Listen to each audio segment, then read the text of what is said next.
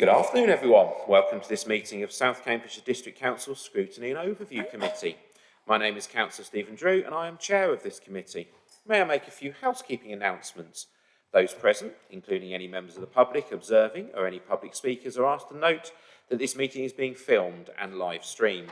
By your presence, you are deemed to have consented to be filmed and to the use of these images and sound recordings for a webcast. May I please remind members that when speaking, they should not disclose any personal information of any individual, as this might infringe the rights of that individual and breach the Data Protection Act. Please make sure your microphones are switched off unless you're invited to speak. For those participating remotely, when you are invited to address the meeting, please make sure your microphone and camera are switched on. And then when you finish addressing the meeting, please turn your microphone off again. Please, would members who are attending remotely indicate a wish to speak through a chat message in the Teams meeting. Those present in the chamber should indicate their wish to speak by raising their hand. I will ask the Vice Chair to note the order of speakers both virtually and in the room. If the committee is minded to make recommendations to Cabinet, including to support officer recommendations, I prefer to do so by affirmation. However, if there are strong opposing opinions, I will state that a recorded vote will be taken.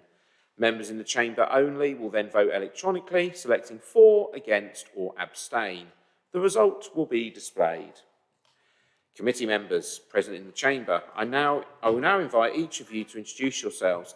Members, after I call your name, please turn on your camera and microphone, wait 2 seconds and say your name and ward so that your presence can be noted. As I said earlier, my name is Councillor Stephen Drew and I am one of the members for Camborne. Thank you, Chair. I'm the Vice Chair and I'm the member for the Fenditton and Fulbourn Ward, Graham Cone. Excellent. And while Councillor Braddon gets ready, we'll go to Councillor Dr. Martin Khan. Hello, I'm Councillor Martin Khan. I'm a member for Histon and Impington. I do not believe that Councillor Libby Earle is present. So I go to Councillor Sue Ellington. Hello, I'm Sue Ellington. I'm Councillor for Swavesey Ward. Thank you. Councillor Peter Fane. Hello, Peter Fane, Shelford Ward. Thank you. I do not believe that Councillor Hansraj is present. So I am. You are online. I apologise. Councillor Sunita Hansraj. Yes, I'm Sunita Hansraj. I'm councillor for Histon, Impington and Orchard Park, one of them. Thank you very much. I know that Councillor James Hopper has made his apologies. Councillor Helen Leaming. Hello, I'm Councillor Helen Leaming. I'm one of the councillors for Camborne Ward. And Councillor Richard Stobart. Hello, good afternoon. I'm Councillor Richard Stobart, member for Girton Ward. And we shall go back to Councillor Anna Bradnam. Thank you, Chair. I'm Councillor Anna Braddon, one of the 3 members for Milton and Waterbeach Ward. Thank you very much. And appearing from Cabinet to assist the Scrutiny Overview Committee, we have Councillor Judith Rippeth, who's the Deputy Leader. Good evening. Yes, I'm Councillor Judith Rippeth, Deputy Leader and responsible for transformation, performance and shared services. And as has been politely pointed out to me by Councillor Sally Ann Hart, I missed her out. Thank you, Chair. I'm Sally Ann Hart. I'm one of the councillors for Melbourne Ward. So before we move on, does anybody else need to tell me that I've missed them out? Excellent. I was doing well for 5 minutes.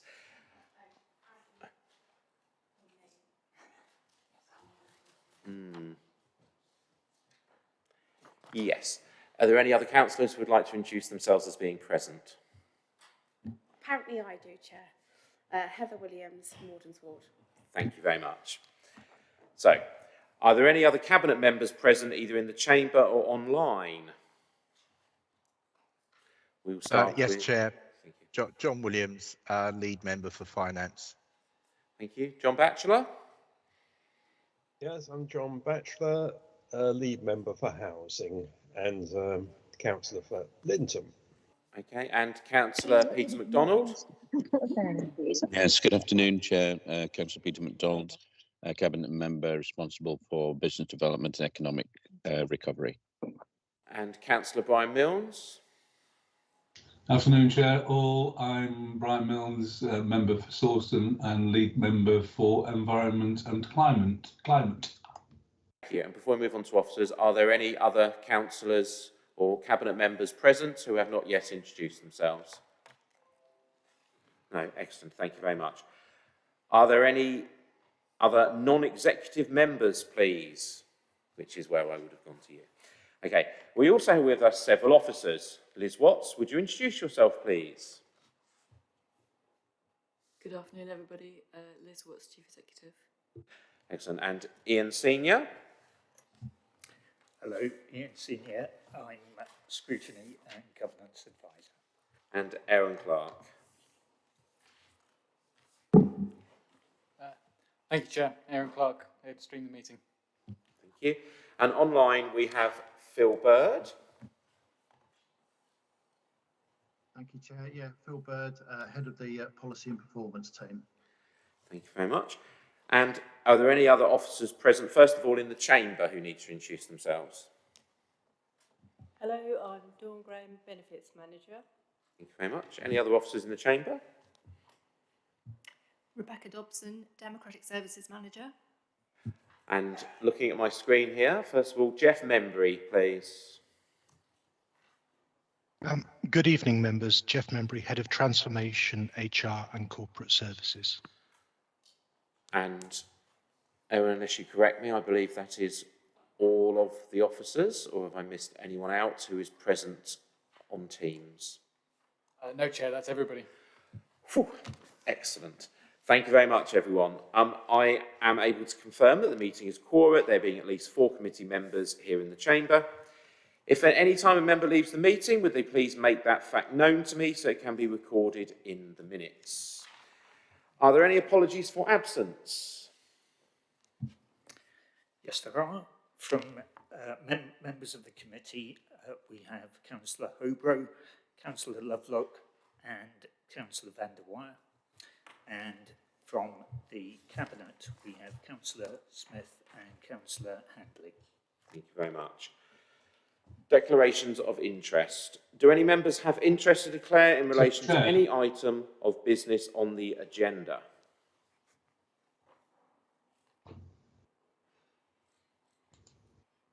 I believe that is sufficient pause. Thank you very much. So, if an interest subsequently becomes apparent later in the meeting, please raise it at that point. So, our item number 4 on the agenda is to return to the minutes of the previous meeting. Chair, can I just interrupt with an apology from my co-councillor in Sawston, Libby Earle, who is unable to be with us this evening. Thank you very much. Thanks. Thank you. I'll pause for a moment so we can record that as well. Great, thank you very much. So, coming back to item number 4 on the agenda, minutes of the last meeting. Are there any points that anyone wishes to raise in relation to those minutes before we agree them?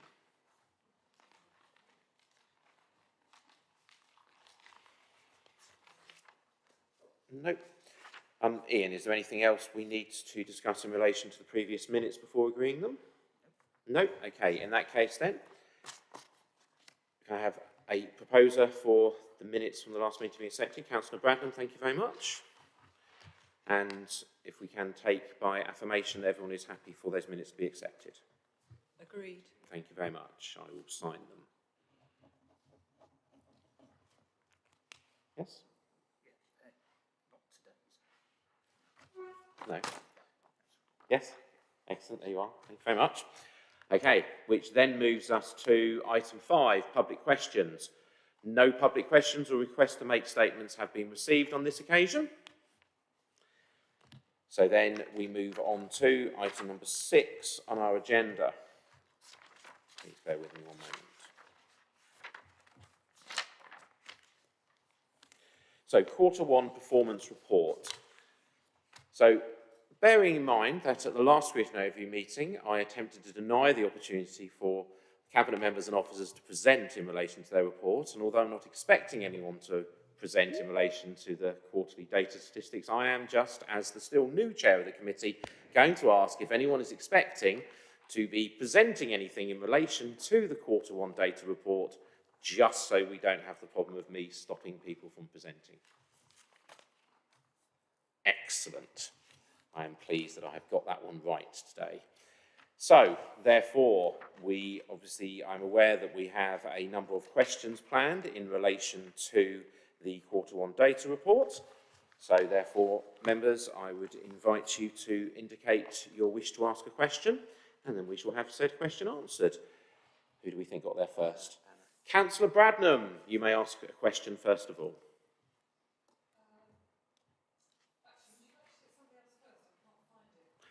Councillor Ellington, you are up. Am I on? You are on too, yes. I'm sure everybody else knows, but what does RAG stand for? Please? RAG is a red, amber and green system, Oh, and it is known as a RAG system. I looked all through everywhere to find out what that was. I thought it was something important. Well, it is important that we all know what it means. Right. Can I then move on? Yes, of course. To I've got as far as page 18, and the democratic services and the new performance indicator. The public hybrid meetings run without issue, causing downtime exceeding 5 minutes. I just wanted a bit more explanation about what this was and how you were going to monitor it. Rebecca, is that going to you, as your name is there, or are we giving that to someone else?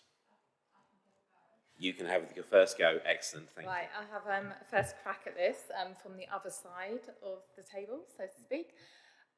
What I understand, and obviously I'm sure I will be corrected if I'm wrong, basically when the public can no longer access the meeting, so the downtime being like when the stream is not working, so the meeting is not properly public because now post-COVID, obviously you don't have to physically be present in the meeting as a member of the public. So that's the impact, you know, if that isn't happening. And yeah, so hopefully most of the time it does work. Anyway, but Jeff Membry might want to add, or Rebecca Dobson.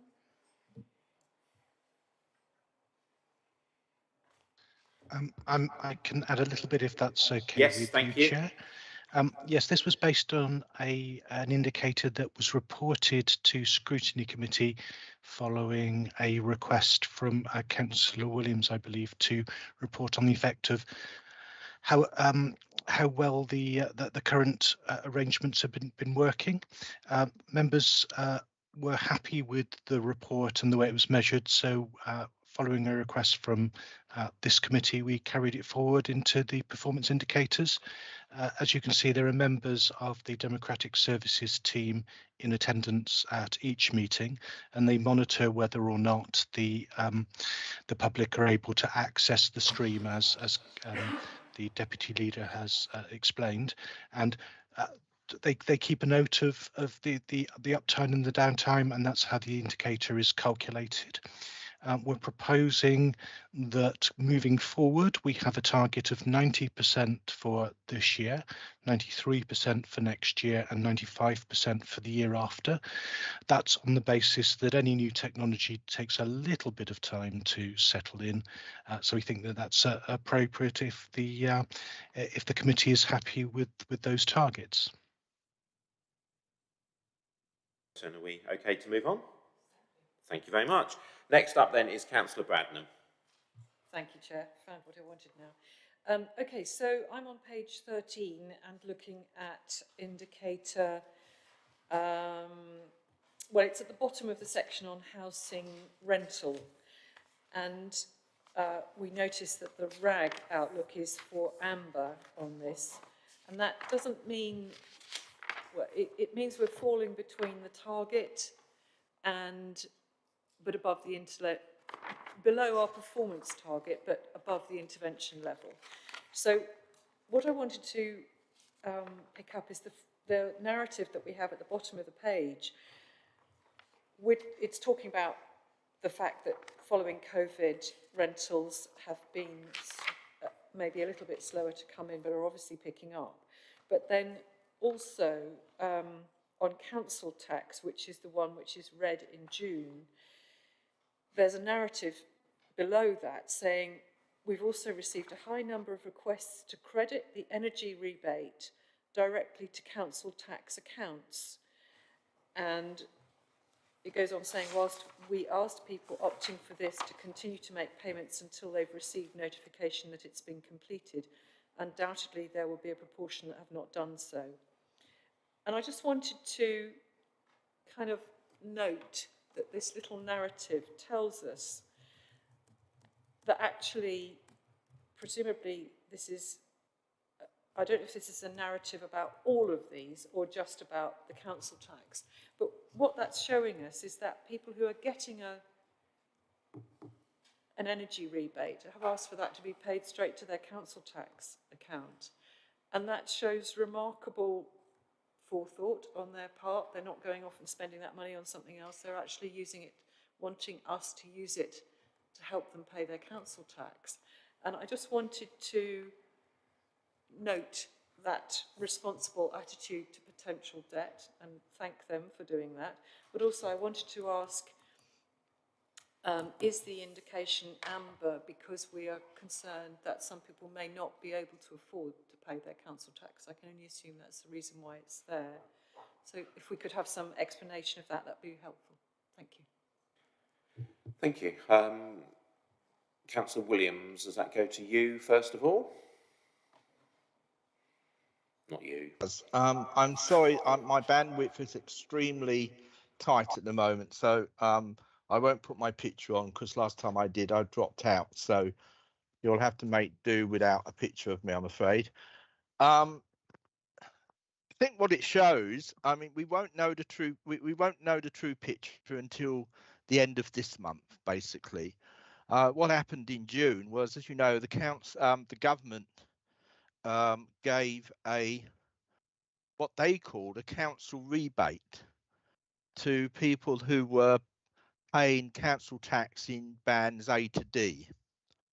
That caused quite a bit of confusion because people thought that that meant that it was a rebate on their council tax, not a grant for their energy bills.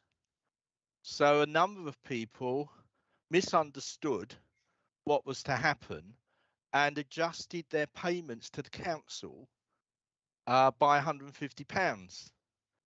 And then, of course, if they paid by direct debit, they got the £150 from the government.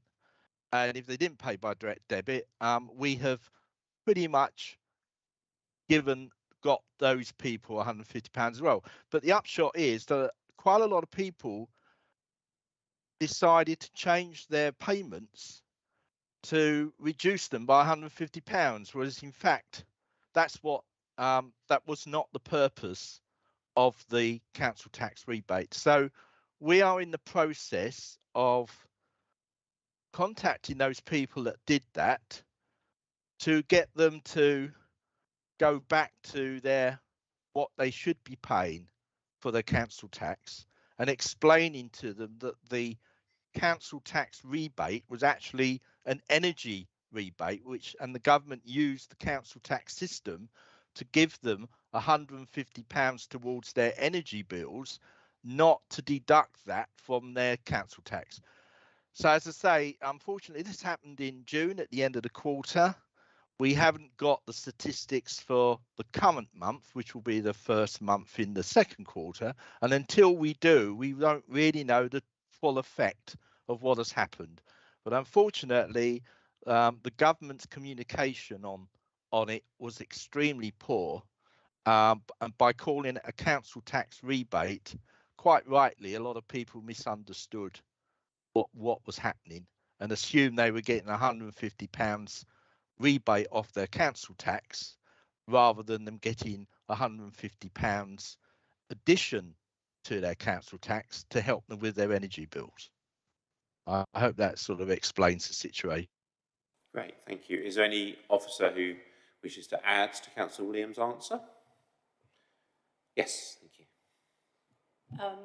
I think from the council tax point of view, we have had a lot of residents who've actually taken advantage of the 12 monthly instalments, which has pushed our payment profile. So we're collecting the same amount of money over a year, but over slightly longer. So most people would have those instalments up until January, and we've had quite a few people who've pushed their instalments until March. And obviously, if they've had changes in income from council tax support, that also pushes their instalments. So the cash flow is slightly different this year on reflection of energy rebates and people's financial situation. When looking at reminders and final notices, they are broadly similar to what we've had in previous years. So we don't, at this point, have any concerns, but it's the way the cash is flowing over this sort of particular year compared to last year. Okay, marvellous, Dawn. Thank you very much. Councillor Braddon, are we okay to move on from that question?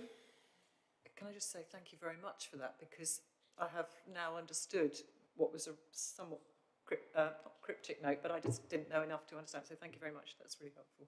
And actually, it's slightly more worrying than I thought. But it sounds like our officers are doing a very good job of trying to get in touch with people and sort out their financial commitments. So thank you. Great, thank you very much. Next up is Councillor Hart. Thank you, Chair. I'd like to look at pages 20 and 21 and the focus on the contact centre, having had experience of using the contact centre. And it's pleasing to note that the percentage of the calls that were either resolved first time or handled, that's all in the green. I really want to look at the information in amber on page 21 and the information there, and just asking how will the information gathered be used to sort of address the predictable or more likely high demand times of the year. So yeah, just if it is an annual thing, or I'd note in there it also talks about in May when the election's there. So I'm just wondering how this information will be used to do a bit of forward planning for the call centre. Thank you. Who's answering this? Judith, thank you. Councillor. Again, I'll make a start on it and scream for help when I need it. Obviously, the elections happen every 4 years in the main, as in our elections and the normal run things. So I suppose you would have to employ extra people just to deal with that time period. So perhaps the resources, resourcing you sort of switch around a little bit, but I will check with, I'm getting a look, check that I'm okay on that ground. And obviously the cost implications of bringing in extra staff, even if that's for quite a short time period, really.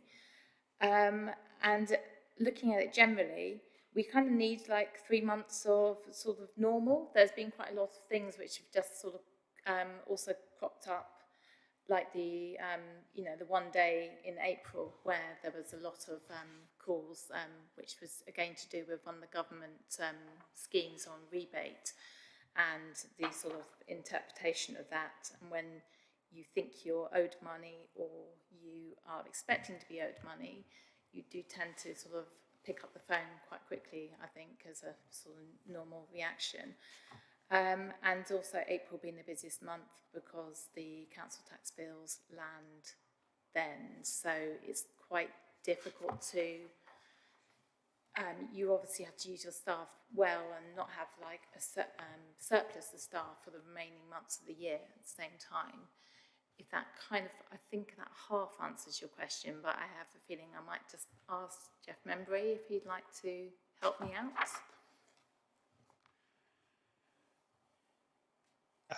Yes, if the chair's happy with that. Yes, the deputy leader's correct. I mean, we're in a position where April is always a very challenging time.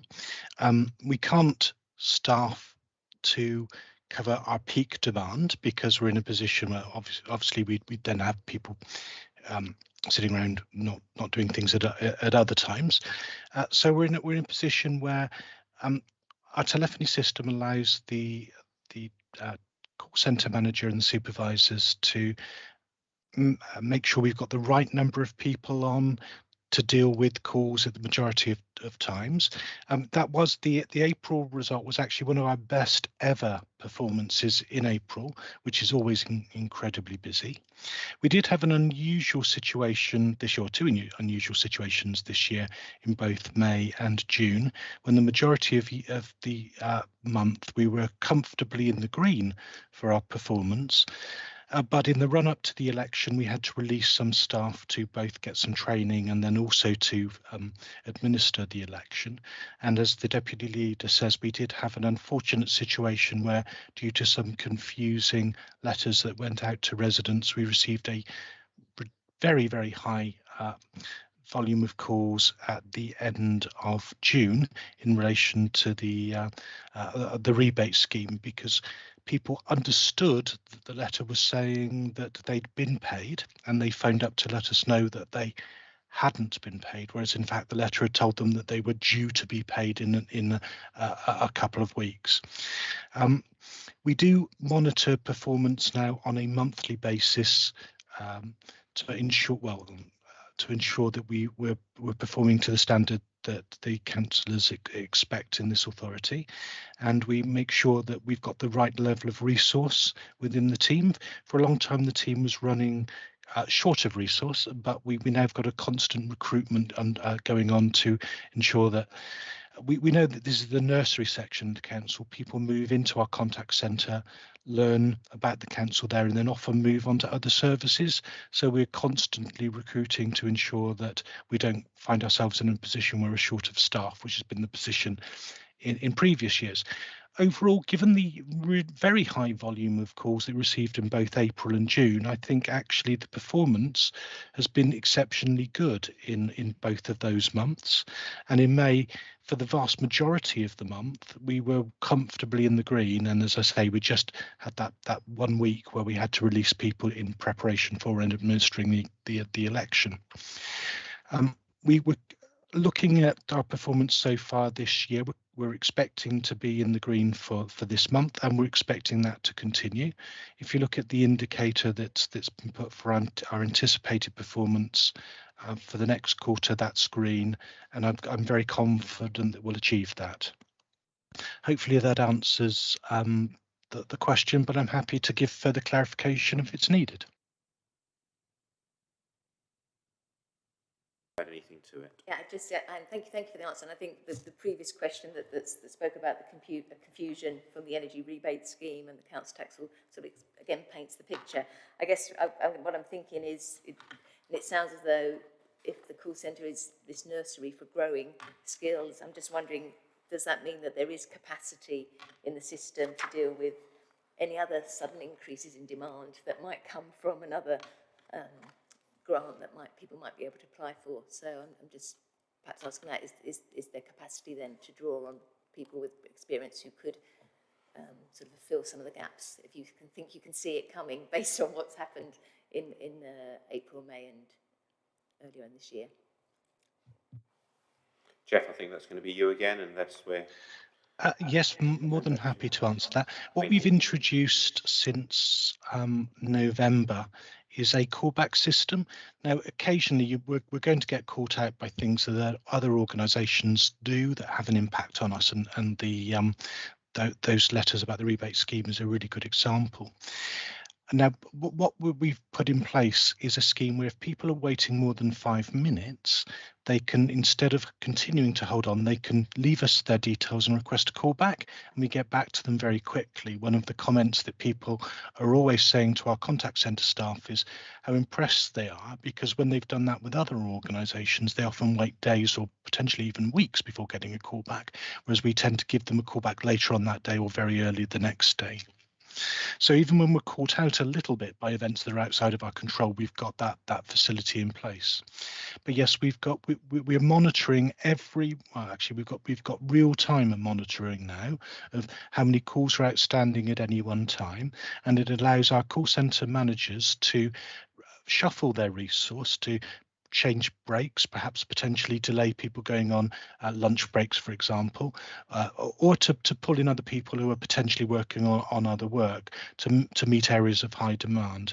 Now, I can't promise that we won't have days when people don't have to wait, because we know from analysis that we can handle 600 to 700 calls a day fairly comfortably. If it goes over that level, then with the best will of the in the world, we just don't have enough properly trained staff to be able to answer that volume of calls with the quality of the response that we need to. But where we can't do that, we will get back to people very, very quickly. But we do monitor the performance on a regular basis. We do analyse why we've not achieved the performance that we want to achieve when we haven't done that. But I think for members that have been on this committee for some time, looking at the performance that we're achieving at the moment, it's significantly better than we've been able to achieve for many years. And our new telephony system gives us that flexibility. And I commend the call centre manager and the team who actually are dealing with the public on a regular basis, because their commitment has been able to ensure that our performance is continuously improving, and I'm confident will continue to improve. I'm expecting that indicator to be green for the vast majority of months this year, perhaps for the first time in a few years. Fantastic, thank you very much. Councillor Hart, are we content to move on? Thank you very much. Councillor Cohn, you are next. Thanks very much, Chair. So my question was on page 20 on the complaints resolved within timescale section. You can see that those figures actually look pretty good, and even when they go into amber, that they're very close to being, good. But when you dig down into the figures of those, it's sort of quite apparent that most departments are dealing with those figures or those complaints very well. Waste and environment, 26 out of 28 completed within timescales. Finance, all of theirs. But when you get to the planning, Greater Cambridge Planning Shared Service, it's less than half, so it's 13 out of 30. So I just wanted to see what we were doing to address the shortfall there and things that we're putting in place to prevent that happening, as it seems to be mainly within that department. Okay, in the first instance, I think Councillor Rippeth, we are coming to you in the absence of Councillor Hawkins and Councillor Smith.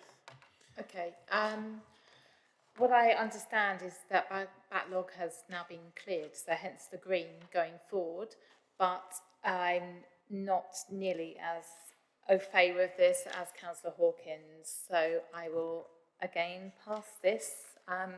Apologies back to Jeff Membry. Jeff. Yes, Chair, with your permission. We did have a situation where the planning service had a backlog of over 40 complaints. So what we did was we undertook an exercise where we both put some additional resource in to deal with those complaints, but also looked at the reason why they'd fallen behind. And the reason was that actually the planners were used to dealing with work in a particular way, and they were responding to complaints almost as though they were planning applications. So you were getting sort of 5, 10, 15-page responses to complaints, whereas actually what was necessary was just an analysis of the reason for the complaint and a cohesive response to that. So we not only gave them that additional resource, which meant that the backlog has been totally cleared, and at the end of June we had no outstanding planning complaints. But we've put in place the training to enable people to respond quickly. So every month now I get a report of how the complaints in planning are going.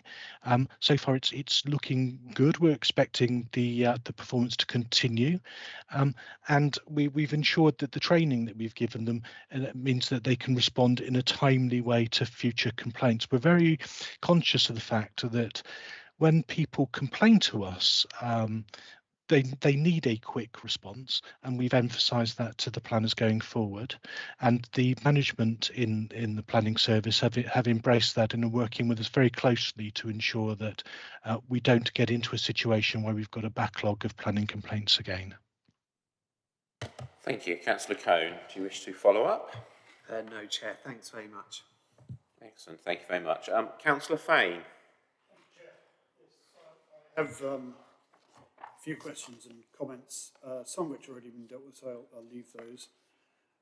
Looking at page 14, the percentage of non-major planning applications determined within 8 weeks or agreed timeline. It's very good to see that that is as close to green as it possibly could be. And I take account of what was just said about the responses to complaints in planning, which is very good to hear. But I think what matters to applicants is that the applications are determined within the agreed time, which is 8 weeks. If you say or agreed timeline, that presumably caters for a situation where an extension has been agreed. And I think we need to monitor the extent to which we do depend on extensions.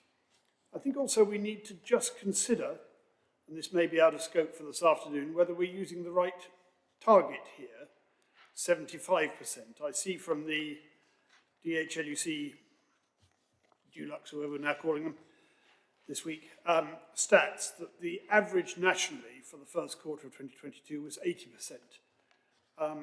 And I wonder whether we maybe need to be a little more ambitious on setting the target. Moving down to householder planning applications on page 15, top of page 15, I see that the target is set in terms of the average number of weeks. I think the key thing is how many cases are dealt with within the 8 weeks. And again, the number of agreed extensions is a factor there.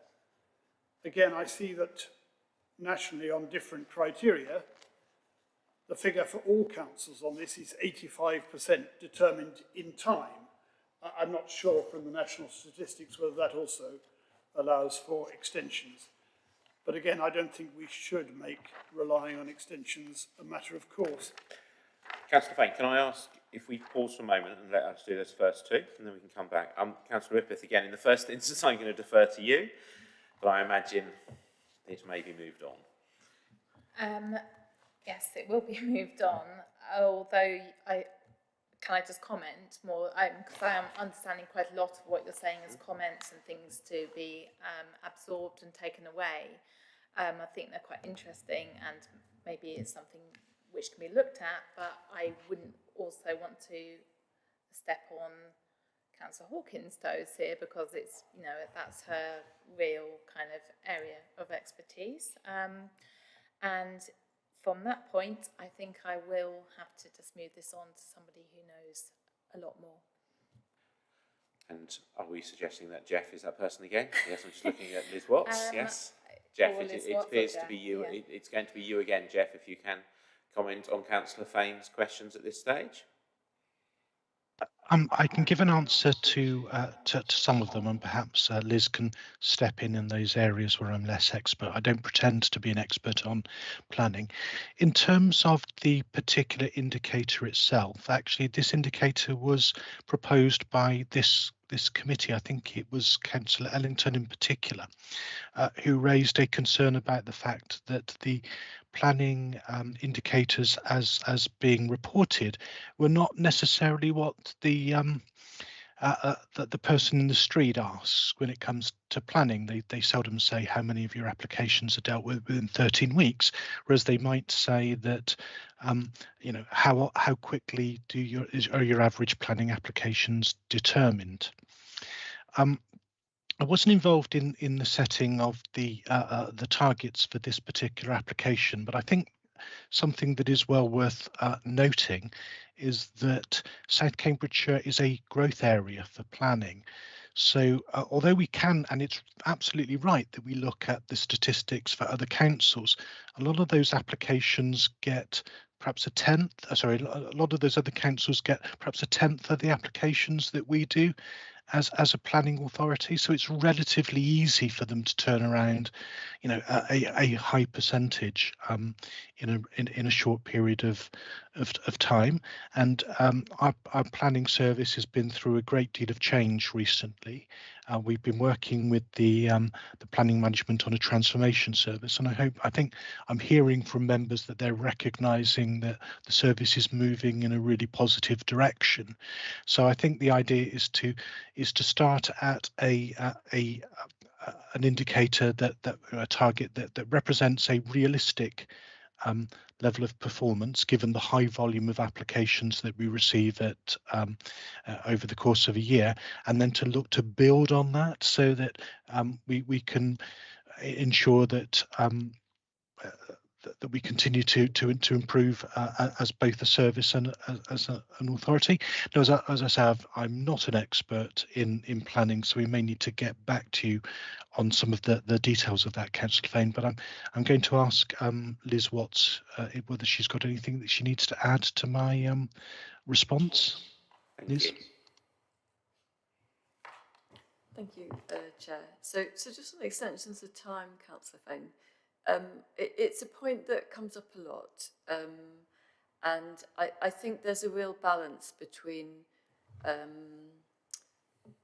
agreeing an extension of time which is requested by the applicant in order that, you know, quite often complex applications can be resolved with kind of conversation between the applicant and the case officer.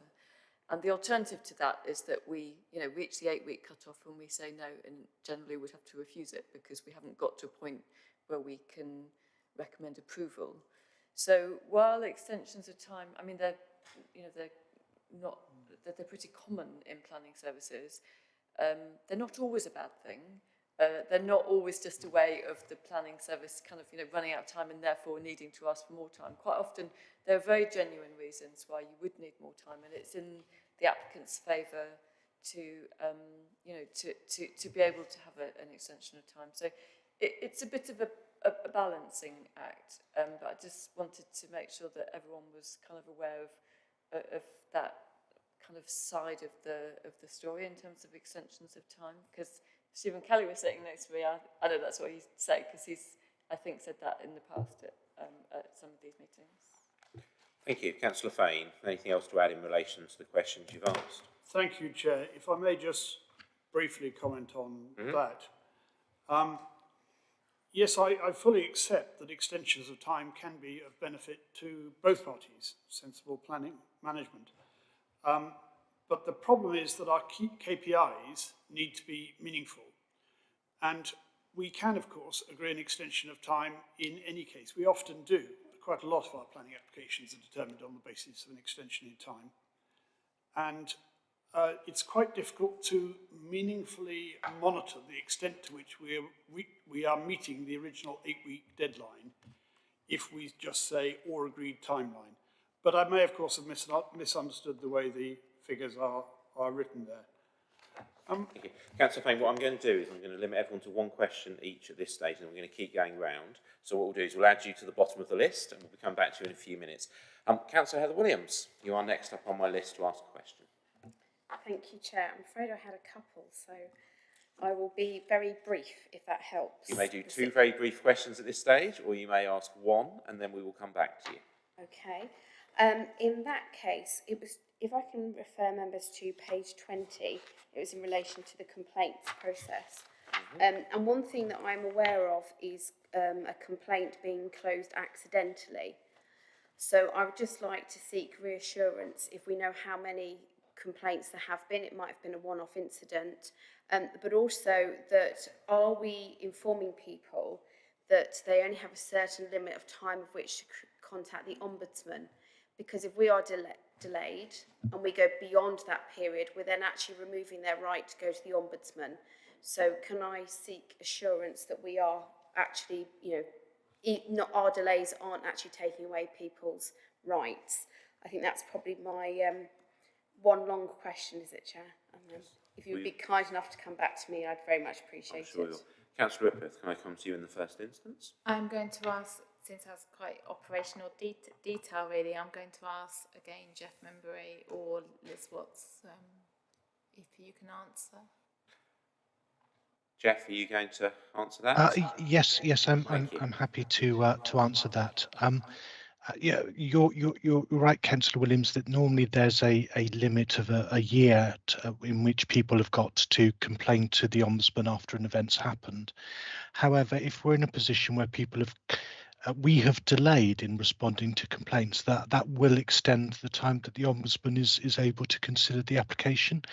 So somebody, before they go to the Ombudsman, does have to go through our complaints process, and if we delay, the Ombudsman will still investigate if the result of the delay is if the delay is caused by the fact that we've delayed in responding to their initial complaint. So we're not in any way stopping people going to the Ombudsman.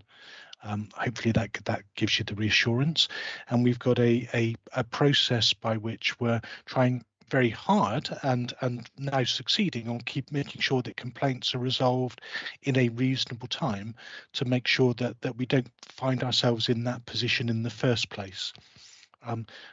Coming to this, actually, I'm not sure if this committee or whether it's the audit committee in future will be our letter from the Ombudsman for this year, and we're very much on top of responding quickly to any issues that are raised with the Ombudsman. And in fact, all of our issues last year were dealt with locally without the need for the Ombudsman to formally investigate any complaints.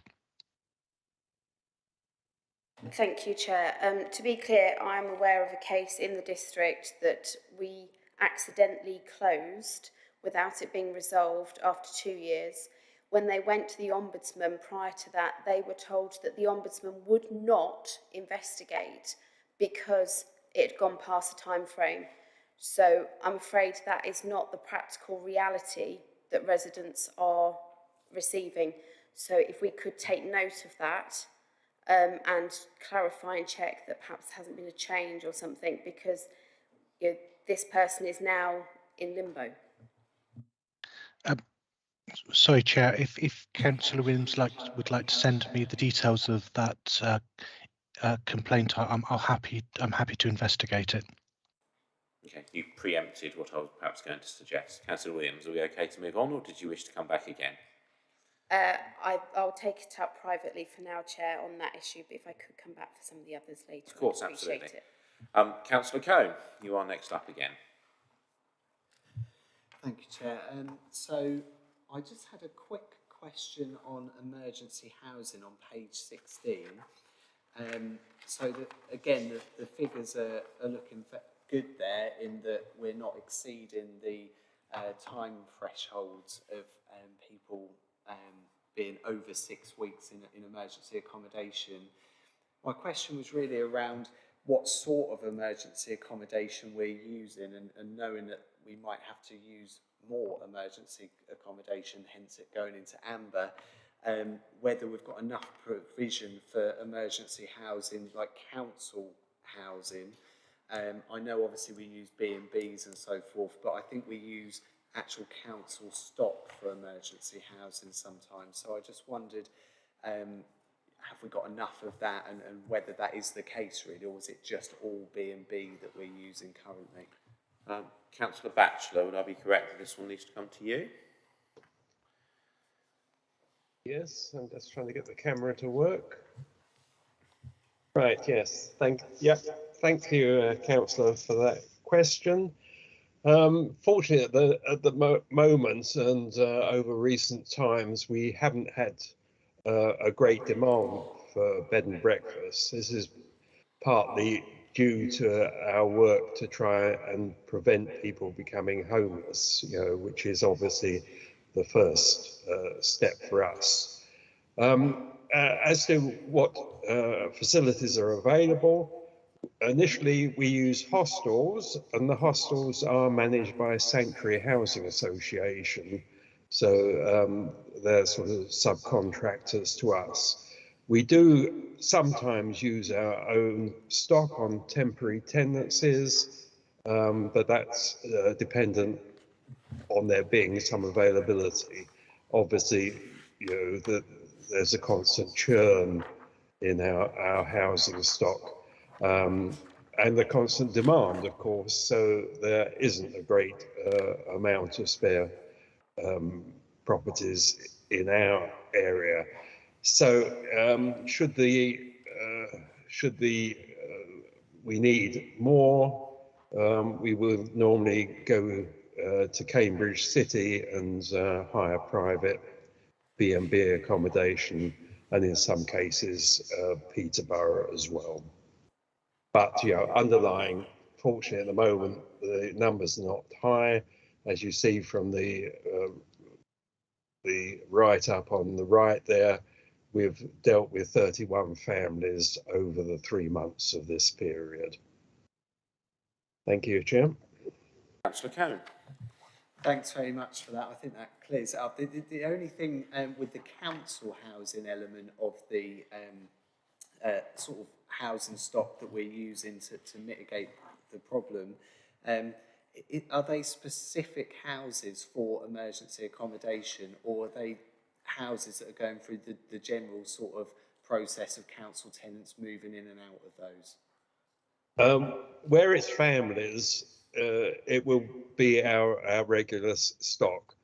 There's different demand from single people, and there we're likely to be using houses of multiple occupancy, and that's through Shire Homes, who have a number of properties that be available to us. Thank you, Councillor Cohn. Thanks very much. Excellent. Okay, I have left Councillor Fane and Councillor Heather Williams, and I think we'll be moving on to Appendix B. Councillor Fane. Thank you. Sorry. Yeah. Thank you, Chair. A quick question, if I may, on staff turnover, which I think is a very important factor for us. It just wasn't quite clear to me what the measure is. 3.85 in March, 3.56 in June, as compared to 3.25. What is that? It's not per FTE or a percentage, or I'm sure, I suspect that one may go to Jeff Membry. On the waste target, I guess maybe this is a matter we will have to come back to. I'm aware that we will be needing to change targets to take account of food waste at some stage. And I just wondered how the figures shown here, and indeed our target of 52%, compares with the national average. I couldn't find a corresponding figure in the DEFRA stats. Chair, could I just ask Councillor Fane to clarify which pages he's on with those? Of course.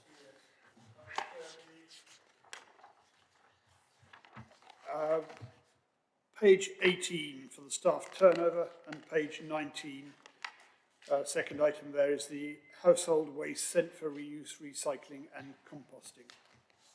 Okay, thank you very much. We're going to have to slow slightly for a moment here, as Councillor Rippeth has now left us as well. And we obviously do not have Councillor Smith, and we do not have Councillor Rippeth.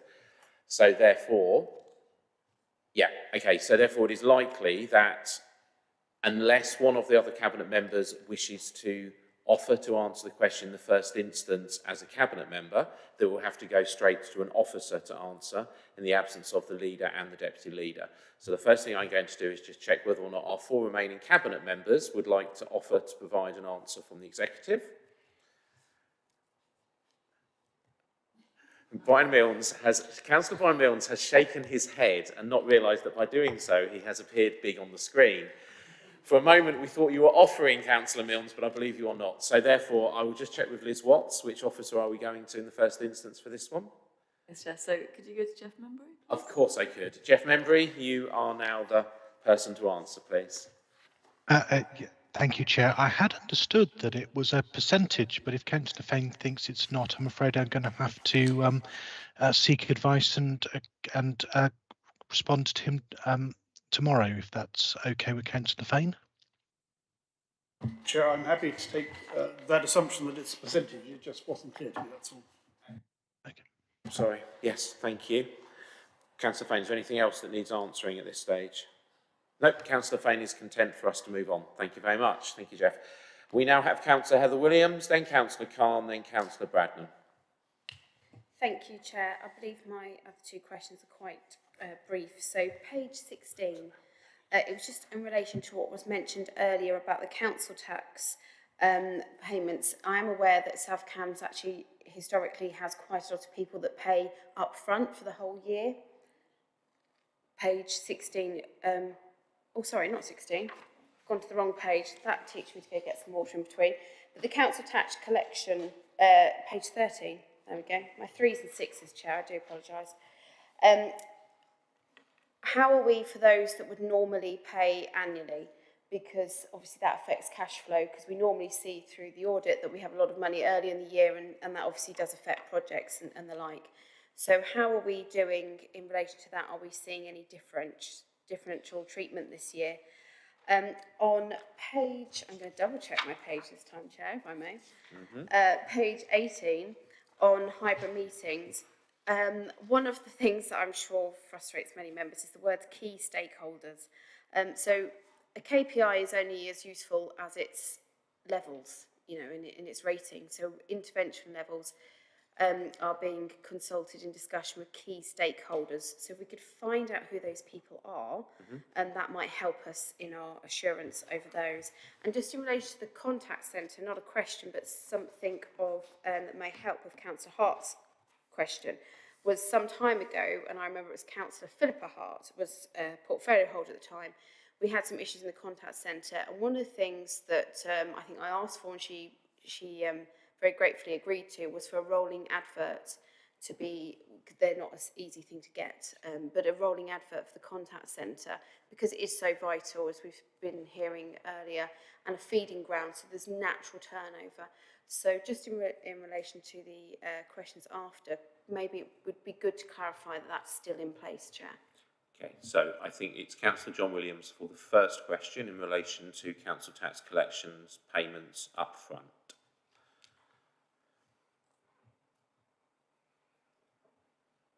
Yeah, thank you, Chair. Unfortunately, Teams is playing up at my end. Something terrible at the moment.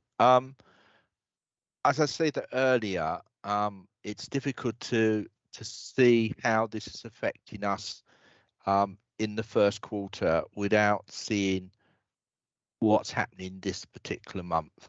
I think once we start to see how we perform this in July, then we'll be able to make an assessment as to what happens the rest of the year. But as I said earlier, I think as Dawn has said, we need to see a bit more of the picture before we can start commenting on how this is going to affect us later in the year.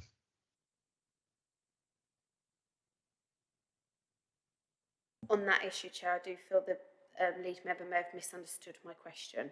Would you like to ask it again then? Thank you. My question was about those that pay annually. So we would get 100% of their council tax bill paid in April.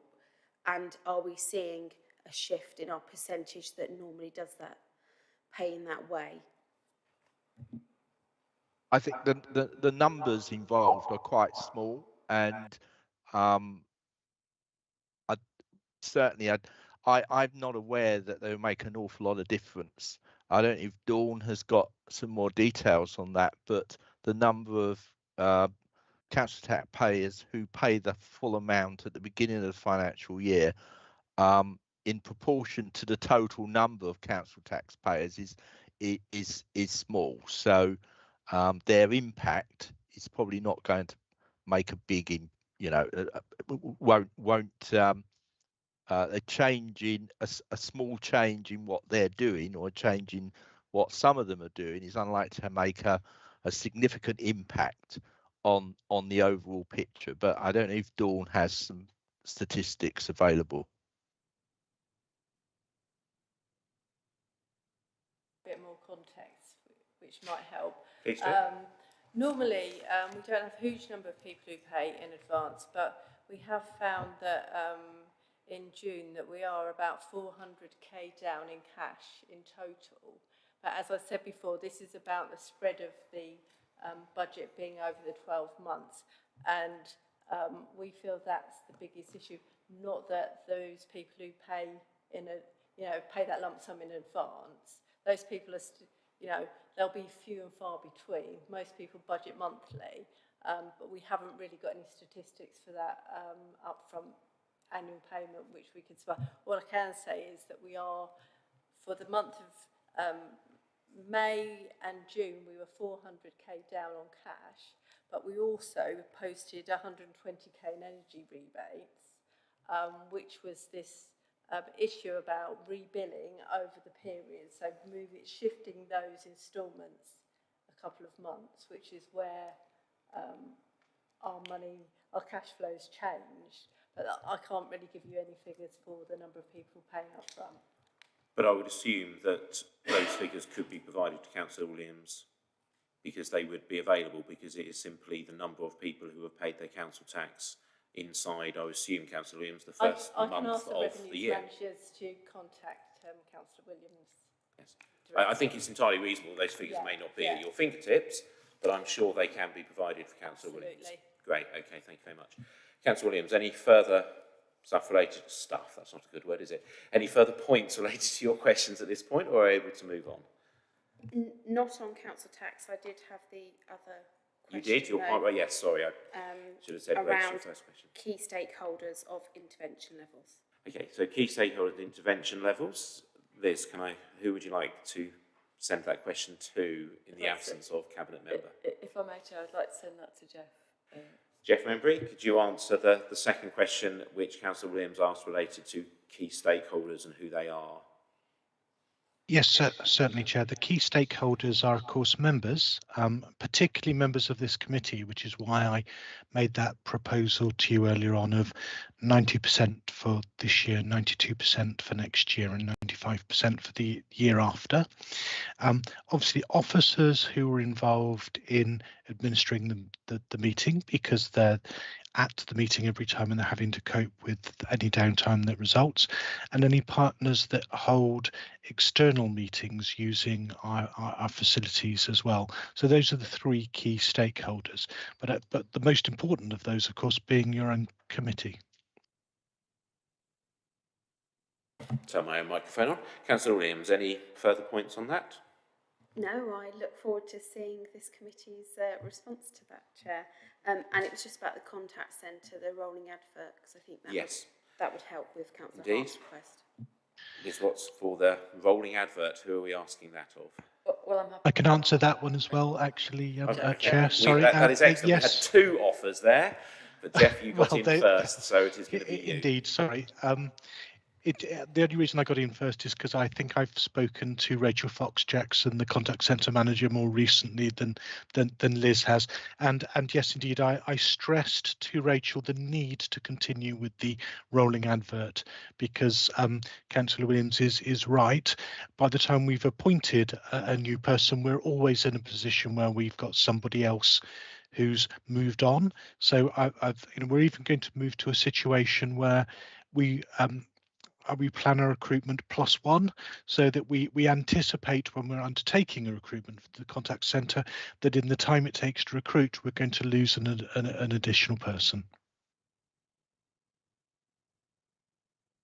Pleased to see my request still in place, Chair. It's not often that happens, so very pleased today. All I can say is we try. Excellent. And Councillor Khan. And item average days to relet all housing stock on page 16, where everything is red.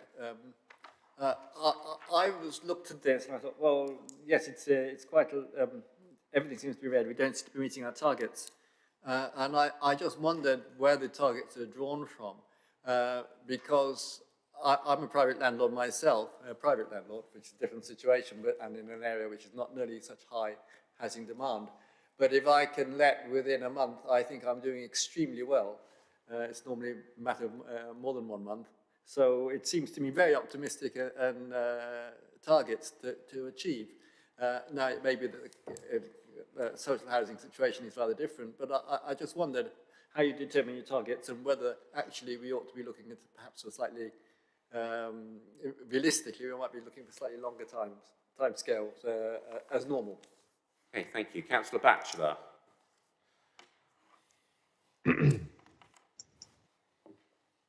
Right. Yes, thank you very much. You're quite right. It is entirely unrealistic. It's been in place for a long while, and I think the world must have been somewhat different when and if they ever achieve 17 days. We have discussed this a number of times in this committee. The problem is that there's too many variables within the target, because this is key to key. So it's key being handed in, the actual work being done, and then the place being re-let. So that it takes no account of the complexity of the work that needs to be done. So, you know, it might just be some minor work, or it could be very substantial, or, you know, it could be very substantial.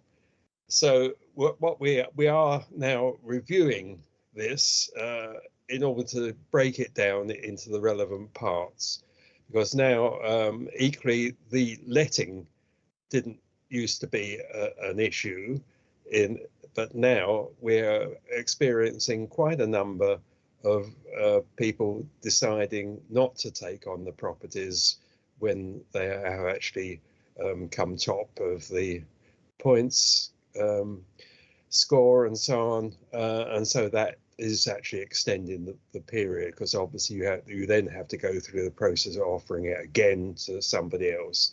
So these are under review. It is a key item, but I suspect we'll probably break it up into more realistic targets, and this will be done by October probably, when we start to enter the new contract with Mears.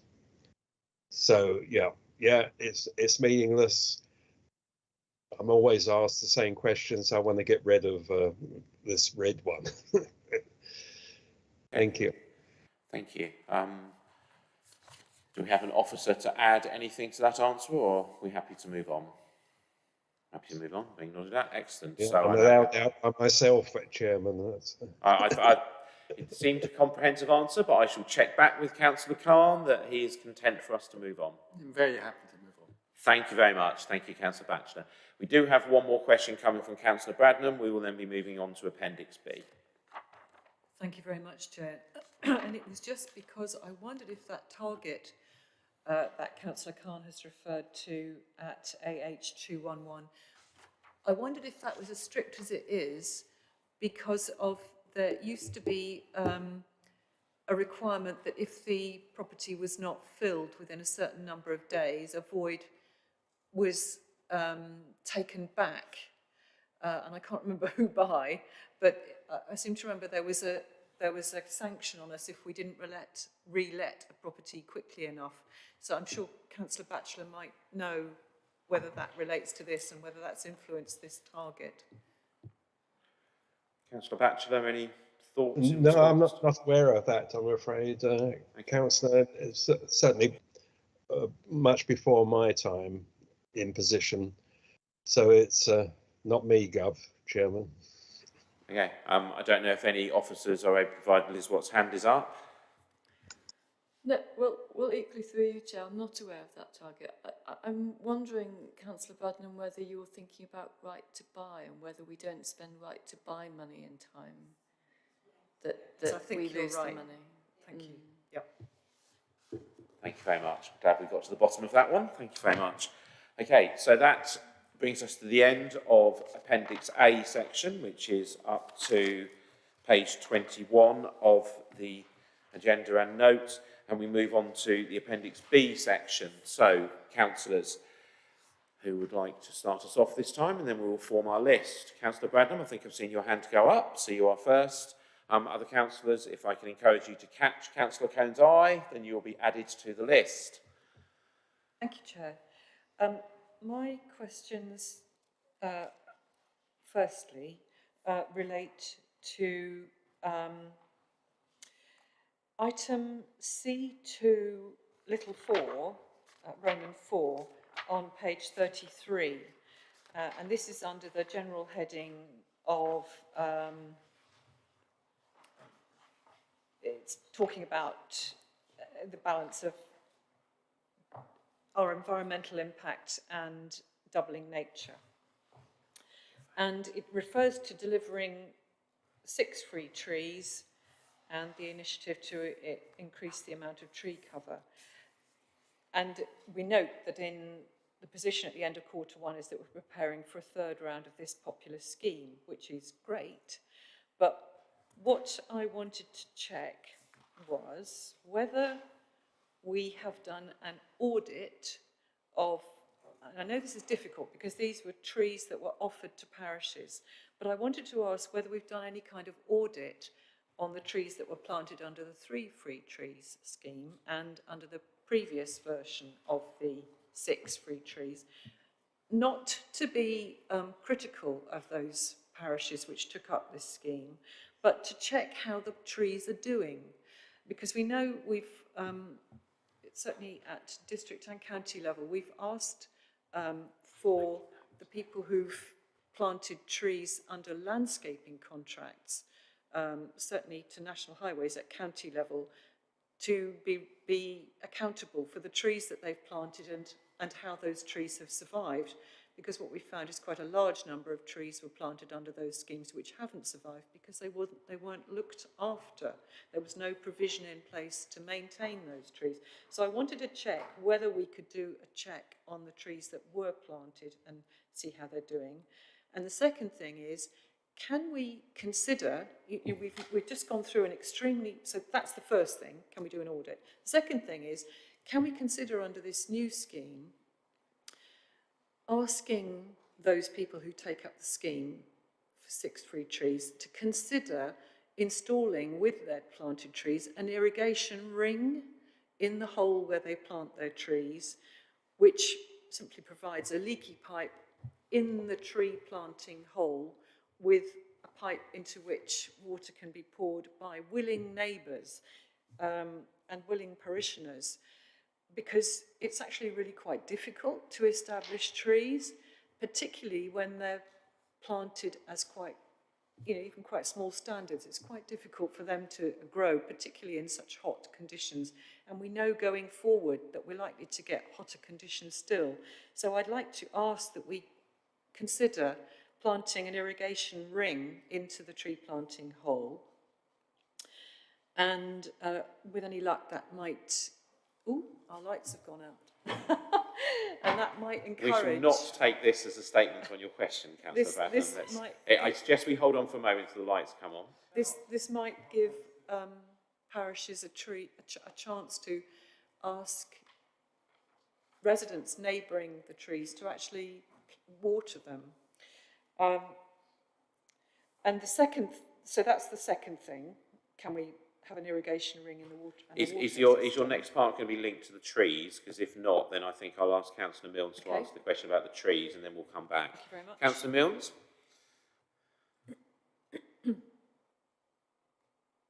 Unfortunately, we are not hearing dulcet tones. Drat. The answer to Councillor Brandon's questions is yes. They're all hugely sensible suggestions, and I think we should move forward on all of them.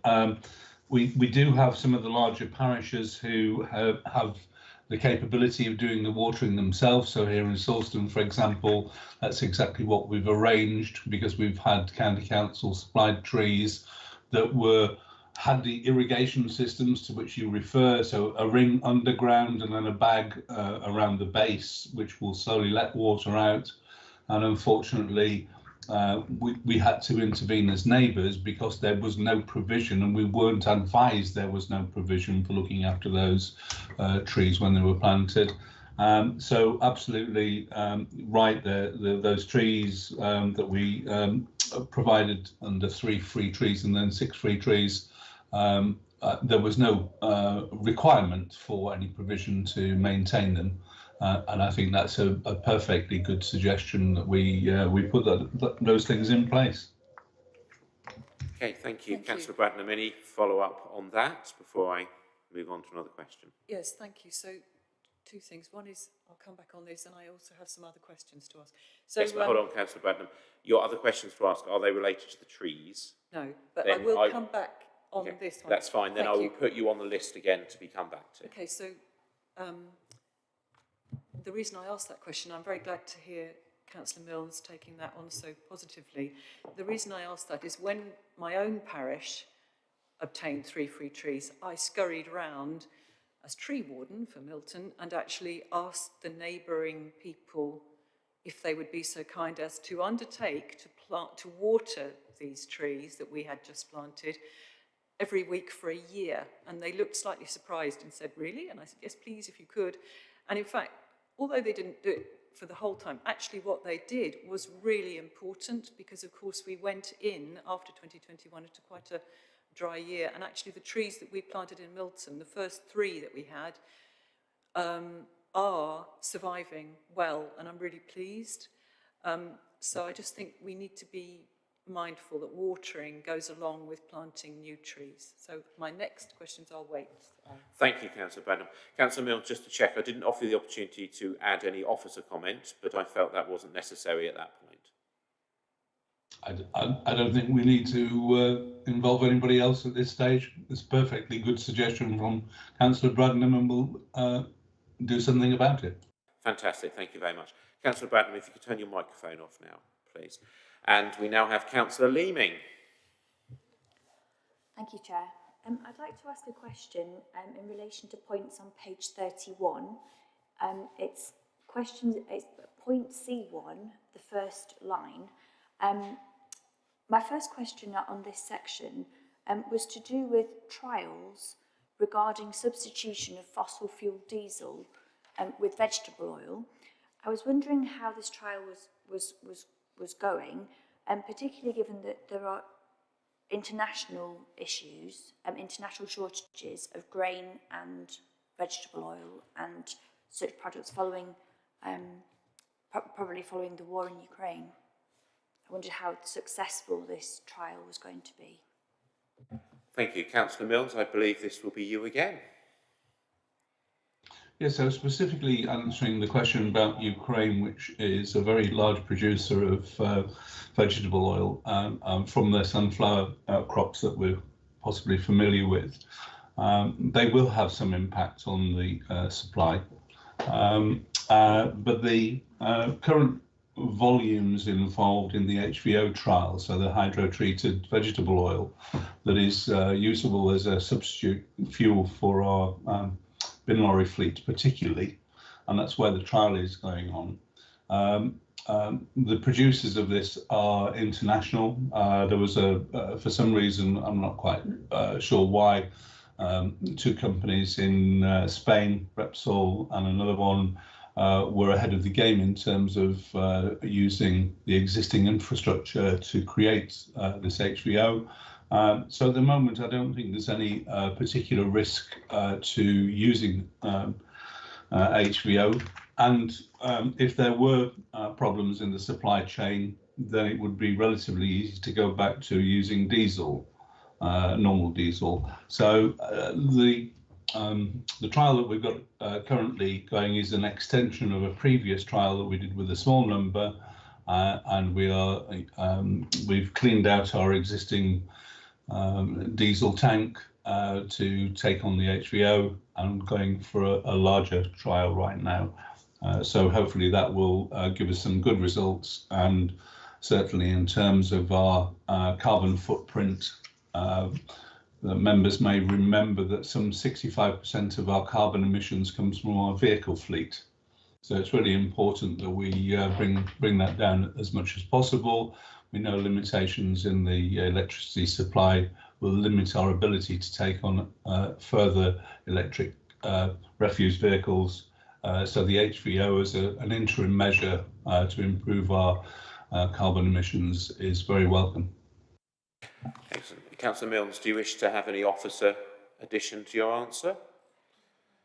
Well, if the members feel that would be useful, I'm happy to, but hopefully that I've given a comprehensive answer. You may certainly have, but I would just like to check if you feel there is anything additional to be added. Councillor Leaming, can I have your response and thoughts? Thank you, Councillor Milne. On the same point, the second bullet point mentions the development of on-site generation of renewable electricity. Could you explain a little bit more about that ongoing process, please? Yes, so we are currently working on an investment grade proposal to build a solar plant adjacent to the vehicle depot in Waterbeach. Because you may have heard from elsewhere, and I know there has been some discussion of grid power availability. As I just mentioned, the local grid doesn't have any excess capacity from what we've got at the moment, which will look after 3 electric refuse vehicles.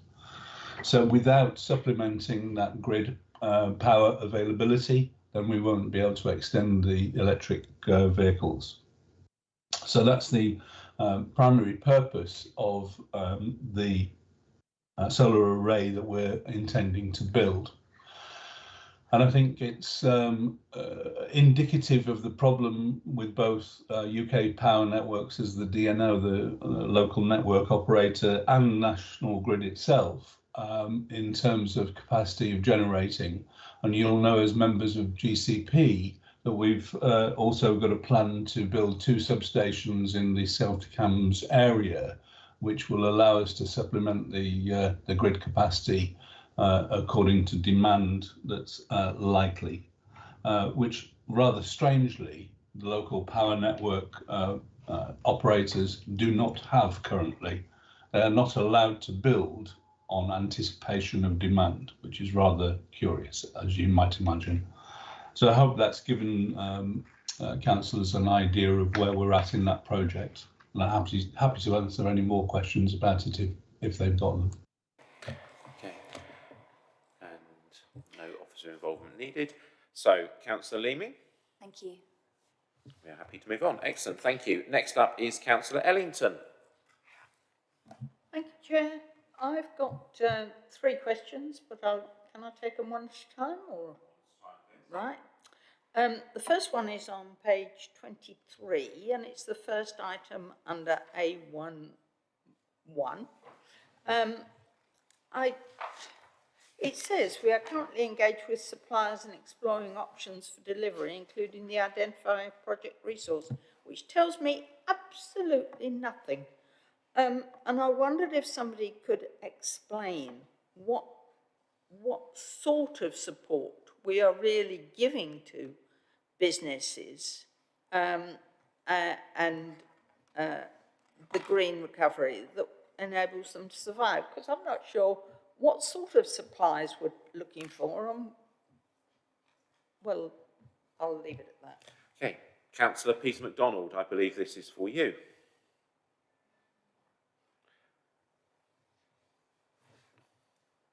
Yes, I think he's not there anymore. He's not.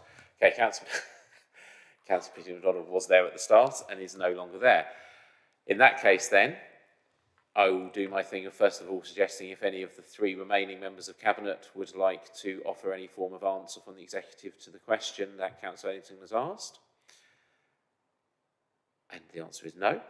So, Liz, is there any officer who is able to answer this question? So I'm happy to, Chair. Thank you. So at the moment, as you know, we set up a business support team of 4 officers probably about 2 years ago. And the way that we communicate with businesses from across the district is it's not managed at all. So we don't really have any central record of what businesses are looking for, how we've supported them, and I suppose the sorts of things that we'd like to do with the customer relation management system is if we knew that a business was growing, we could add them onto our list of businesses who may be looking for new premises, and where we've got potentially businesses who are actually developing new premises, we could start to make those sorts of join up. But it's quite hard at the moment because we don't have a central point where we're holding all of that data on businesses. And we also aren't able to enable businesses to come through a central portal where we can signpost them to parts of the council. So, for example, yesterday I went out to see a business who had no idea about some of the services that we offer, and it was only by chance talking to them that I said, well, we could probably help you on this. So I suppose it's about joining up the dots in terms of how we offer support to businesses and making it more systematic, being more robust, and just basically being able, therefore, to offer a better service. Councillor Ellington, does that answer your question? Well, it gives me an idea that we're actually trying to establish a database that will help them and us, basically. Okay, yeah. Councillor Ellington, what I'd like to do is move on to someone else's question and then come back to you, so that everyone has one at a time. Councillor Fane, you are next up. Thank you, Chair. My question relates to the item at the of page 29, improving the energy efficiency of housing, which is, of course, a crucial part of our business plan, not just because of the emissions implications, but obviously with the massive increase in energy costs, which many of these residents will be feeling again in October. This relates to council housing. I notice we're doing a large piece of work using EPC data, and that is perhaps why this is on, or partly why this is on amber. But of course we have dual responsibility, perhaps this is outside the scope of the business plan, in relation to the private rented sector as well, where local authorities are responsible for the enforcement of that. We've recently found out from the census that actually we have rather more housing in the private rented sector here than certainly I was led to believe on previous occasions. And of course, many of those tenants are most at risk, tend to face higher energy bills.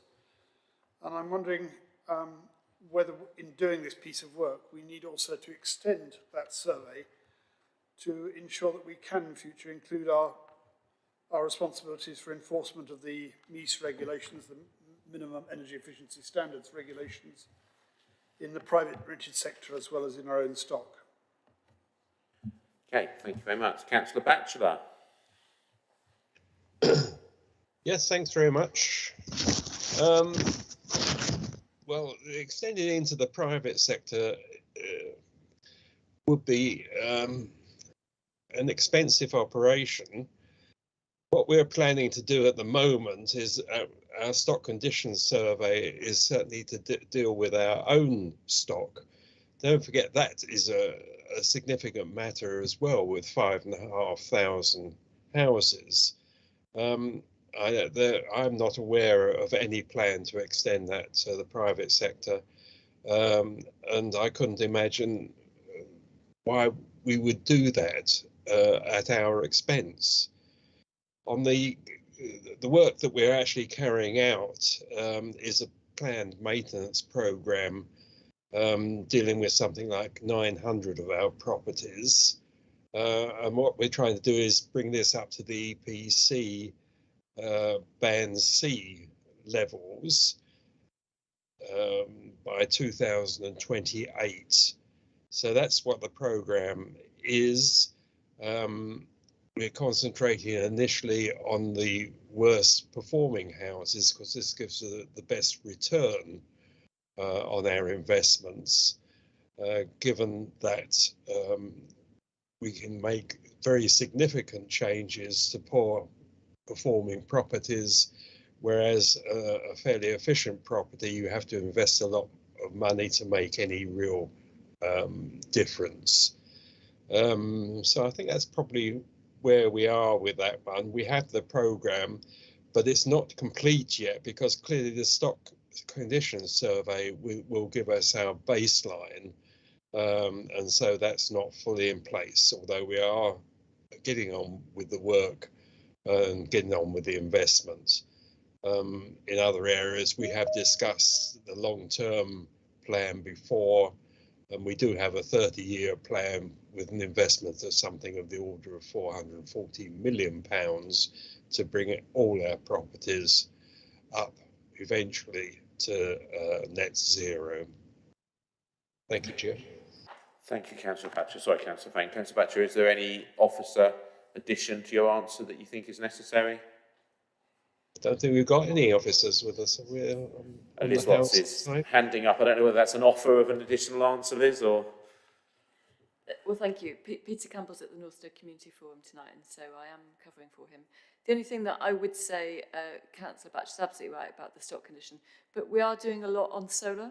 So we had the Solar Together scheme, which was launched across Cambridgeshire, and I think South Cambridgeshire District Council had the highest number of residents signing up for that scheme. So we're facilitating energy efficiency with residents where we can, which potentially goes partly to respond to that question.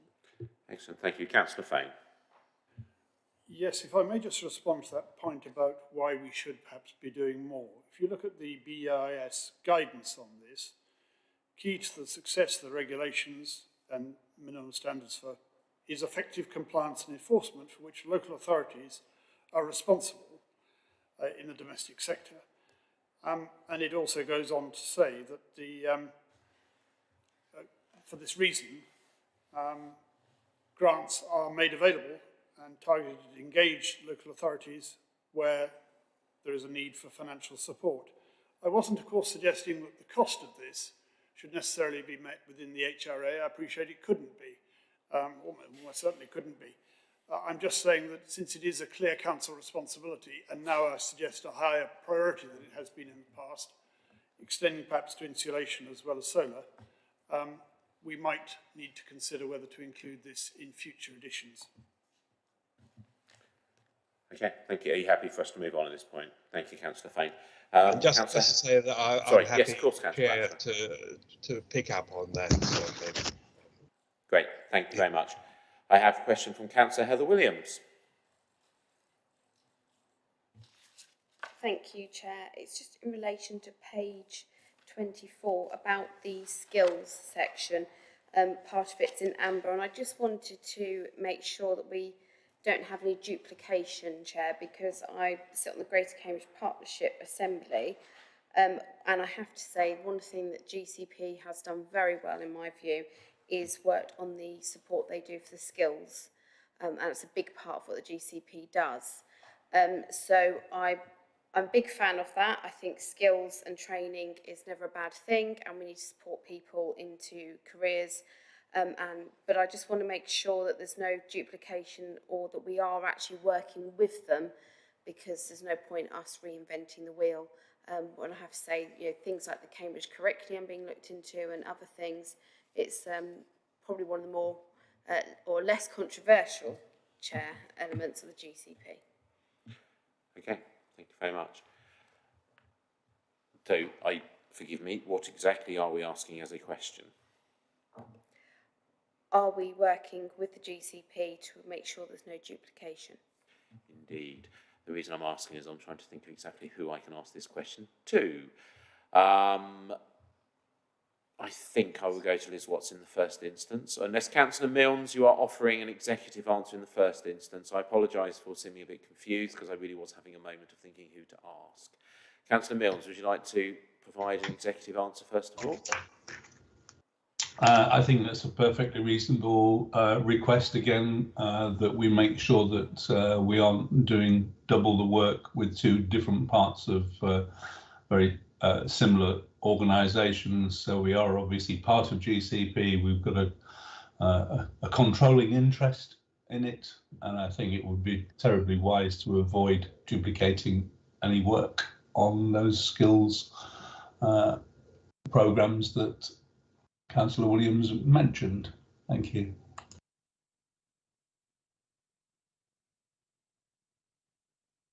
I realise I haven't got a microphone. Councillor Williams.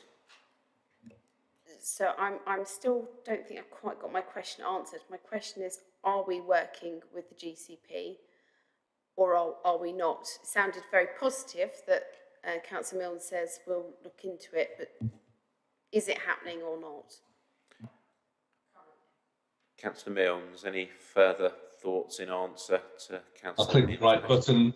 The answer to Councillor Williams' question is, are we working on trying to avoid, is rather like the requirement to prove a negative, I think, and I'm not aware that we are working towards it or not.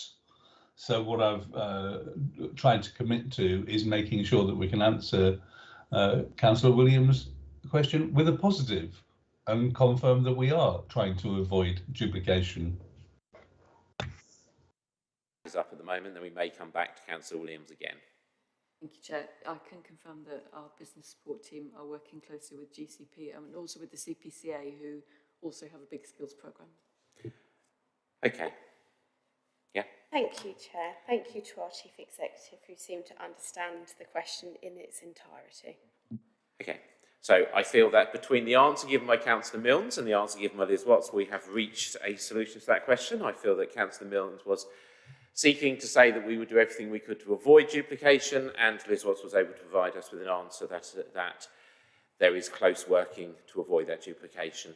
Should any more come up, I'm sure the question will be asked once again. Thank you very much. Councillor Cone. Thanks very much. I think most of my question has been asked by Councillor Fain, but continuing on page 29B4, firstly, I know it's an amber because of the surveying that's sort of happening, but that is on track and on task, so whether it should be an amber or not is questionable.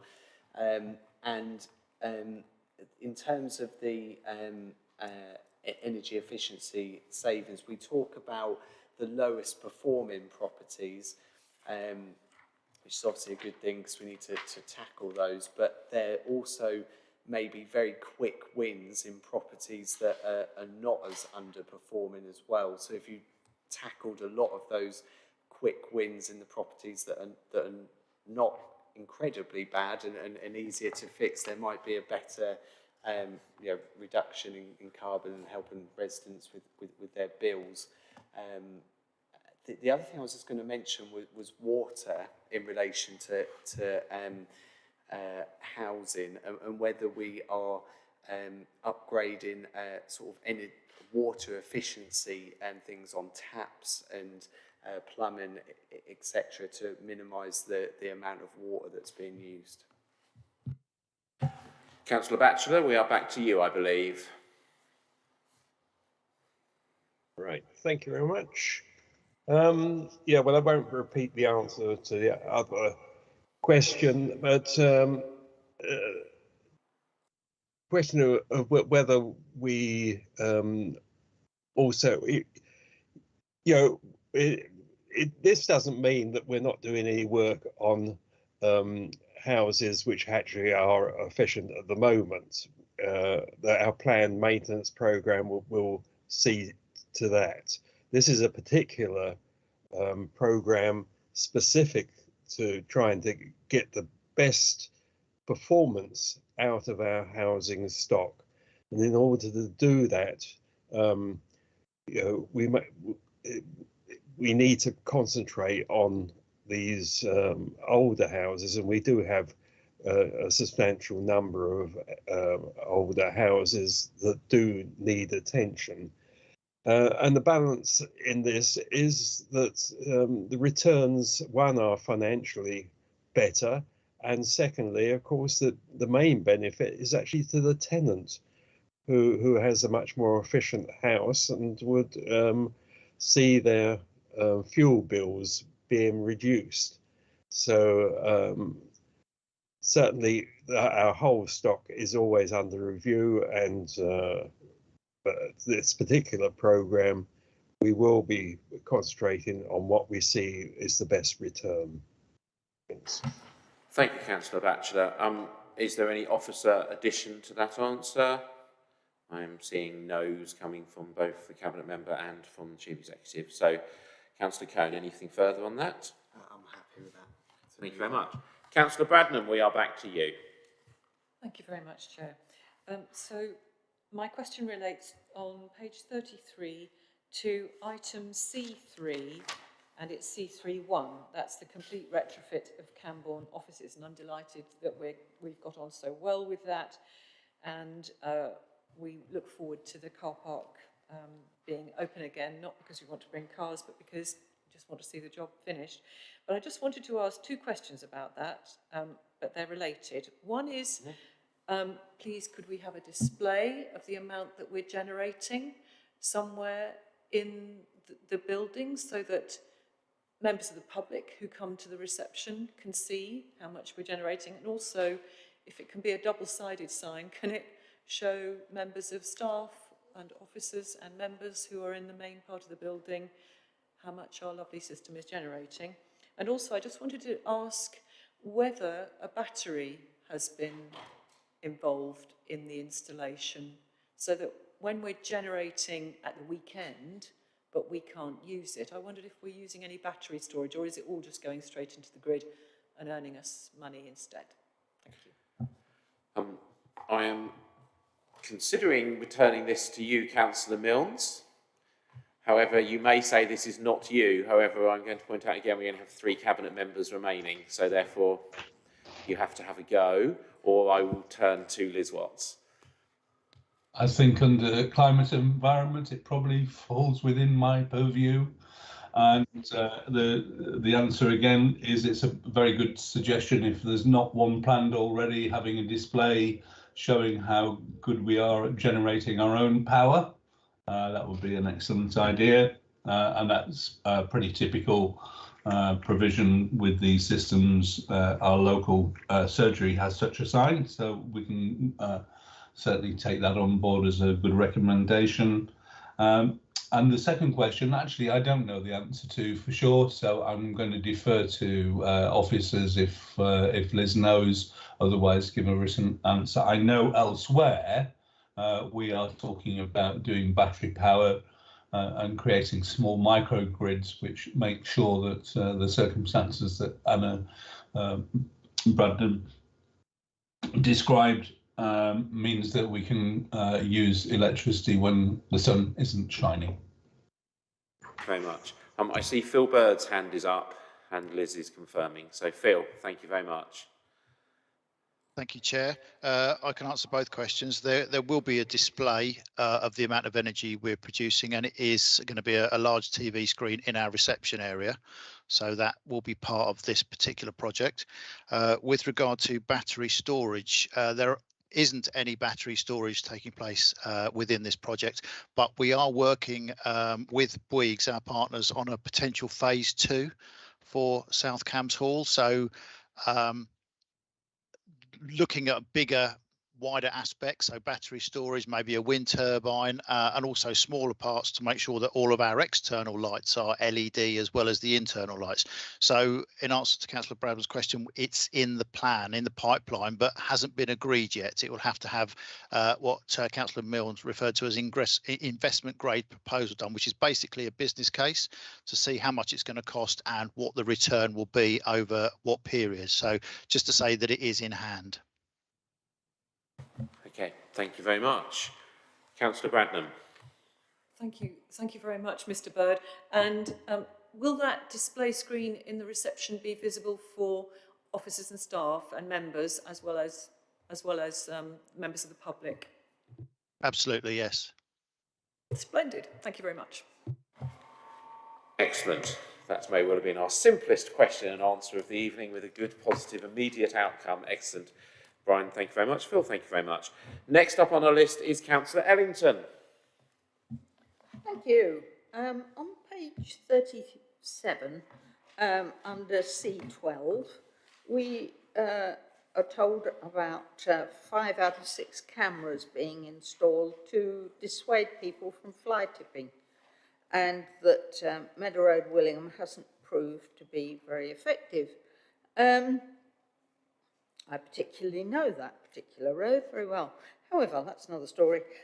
What I'd like to know is, why do we have to advertise the cameras? Why, or do we have to advertise the cameras? Why do we not have them so that we can prosecute the dear people who leave big heaps of rubbish where we don't think they ought to be?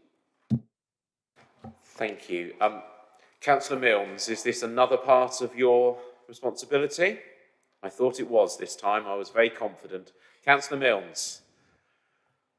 So in discussions about cameras, we've both considered overt and covert cameras. And you might imagine that if people can see that there are cameras operating, they might be more dubious about fly tipping, for example, which is the primary concern that we're talking about here. I've got to say that that's not always the case. We have had, and in fact, I think we refer to a case of vandalism on installation of such a camera.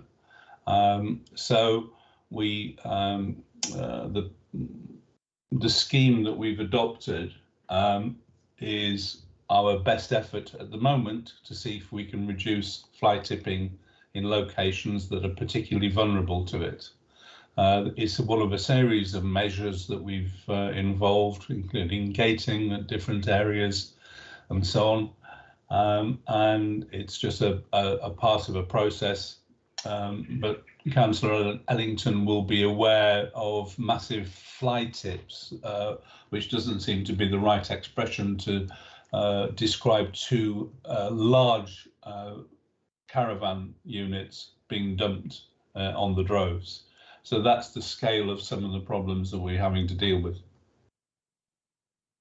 I think there must have been a different question as well. Sorry, if were there two parts to Councillor Ellington also just asked about the principle of publishing the information regarding where the cameras are going to be. Yes, and I think I've described the debate that we've had internally over whether we should use covert installations or overt. So Okay. it has been considered in the round about whether we publish where we're installing them or not. Okay, and I would just ask Liz if there is any need for any officer addition to that answer in your view. Well, just to add, I'm advised by a colleague that the point is to try and prevent fly tipping, and therefore publicising where the cameras are, potentially is one way to doing that. I think we're still a little bit in the process of trial and error, but that's part of the reason why we would publicise where cameras are. Okay, thank you. Councillor Ellington. It's just knowing Meadow Road. If you're going down Meadow Road with a load to dump, there's only one way in and one way out. It's the same. You've got to come back. You can't keep going. And therefore, a covert camera, as possibly as well as an overt camera, might identify the empty trailers coming back and their number plates. Councillor Ellington, did you want to ask your follow-up related to the other fly action? Because I believe that you wanted to ask a question related about fly posters.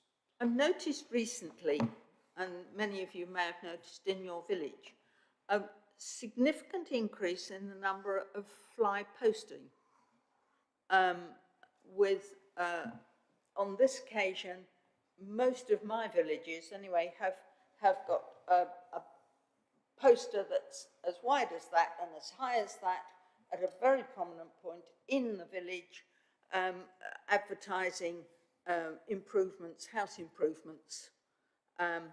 In my villages, I went round, tore them off the wall and stuck them in the bin.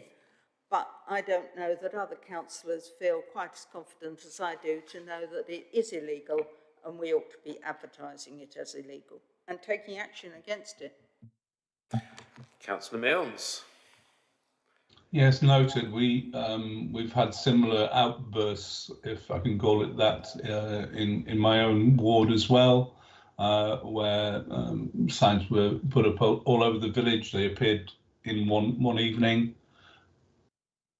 I would just urge caution in adherence with the law in this respect. So I wouldn't like to make any suggestions of doing something that is either borderline or outside of the law. But it is within the law. It is illegal for them to put posters on your on walls and property that is not theirs. Yes, it may be illegal to put them up there. It may not be at your personal discretion to legally remove them. Okay. Liz, anything officer-wise to add to that? Okay. Councillor Braddon, you put your hand up during that as if you wish to add something specific Yes. related to the law. That's right, I did. Thank you very much. And Councillor Milnes is absolutely right that it's it is illegal to fly post, but it is not within our permission to take them down. And in fact, actually, the regulations say that any posters that are removed should be returned to the owner of the person who has posted them illegally. I know that sounds weird, but actually they belong to the person who's posted them. I'd like to meet the person that put it up there and have a discussion with them. Okay, I feel we have developed that item as far as we possibly can at this point. I think we are very clear that as councillors and as a council, we most definitely wish the law to be followed and upheld in every way. None of us claim complete expertise as lawyers in this matter, and therefore nothing that anyone has said should be taken as representing absolutely the legal position of the council or any of us as individuals or any groups within the council, and I am going to move on at that point. Councillor Stobart, a different question, please. Thank you, Chair. So my question, well, first of all, a comment on business plan being green to our core. All the items are green, which is great. You know, that's an excellent attribute to this area of activity. But I wondered if I could invite a comment on how stable that situation is. In other words, are there risks out there that might actually cause any of those items to fall behind? How are officers identifying risks and quantifying them? This is a huge question and could occupy us for a long period of time. And I think we've already delved into this a little bit, as, following Councillor Leaming's questions about the HVO and about the solar. But I was interested in a general reaction as to how risks are managed in respect of this area. And perhaps, we could explore a little bit further later. Is there a way, I'll finish in a moment, is there a way that members could help this process of risk identification? Because it's a matter of eyes and ears and feeding back to officers facts and observations as well. So that's my question. How are we managing the risks, quantifying them and mitigating them, but perhaps some examples really to keep it brief. Okay. Councillor Milnes in the first instance. I'm afraid we are unable to hear your dulcet tones. As you'll learn, that is my response. I must try harder. Get the right buttons. So, largely the policy of green to the core is clearly under our own control. The risks really that predominate at the moment are supply problems in the supply chain. Inflationary pressures are clearly in there, and these are issues that are regularly reviewed. And actually, clearly with inflation now running at 9 points and plus, then that's a substantial addition to the cost of many of our projects. But of course, in the case of renewable energy production, as we discussed at full council, actually there is a benefit in some of that. So the utility price increase that we referred to, going from something like 15 pence a unit to 50 pence a unit, means the payback period on projects like the greening of South Cams Hall is going to be reduced by nearly half in that case. So, I mean, the simple answer is that we are looking at the project costs of all our Green to the Core projects. For example, the SKIP, the development, joint development that we'll be building, the housing estate opposite South Cams Hall, has looked at all of those issues in determining the design guide that is going to be brought forward for there, so that we can get maximum value out of our Green to the Core strategy. I don't know if you would like to discuss that anymore. Sorry, Councillor Stobart, before we move on, let's just see if Liz Watts wishes to add anything in relation before we then come back to you, Councillor. If I may, it was more generally about managing risk. So we do have a strategic risk register, and that's reported to Audit and Governance Committee. So if you know, we'd always welcome kind of feedback on that from councillors, particularly, you know, councillors who, as lots of you do, bring lots of expertise. I think that will go to Audit and Governance Committee later this autumn. Councillor Stobart. So that was a very helpful comment from Chief Executive Officer. The existence of a risk register is reassuring. I think at a project level, the existence of mini project risk registers, probably at the discretion of the project manager, is very helpful. And to know that those exist and they're under regular review is reassuring. There is an opposite side to this, which I hope we could come back to at some point, which is the opportunity. And are we ready to exploit an opportunity that presents itself?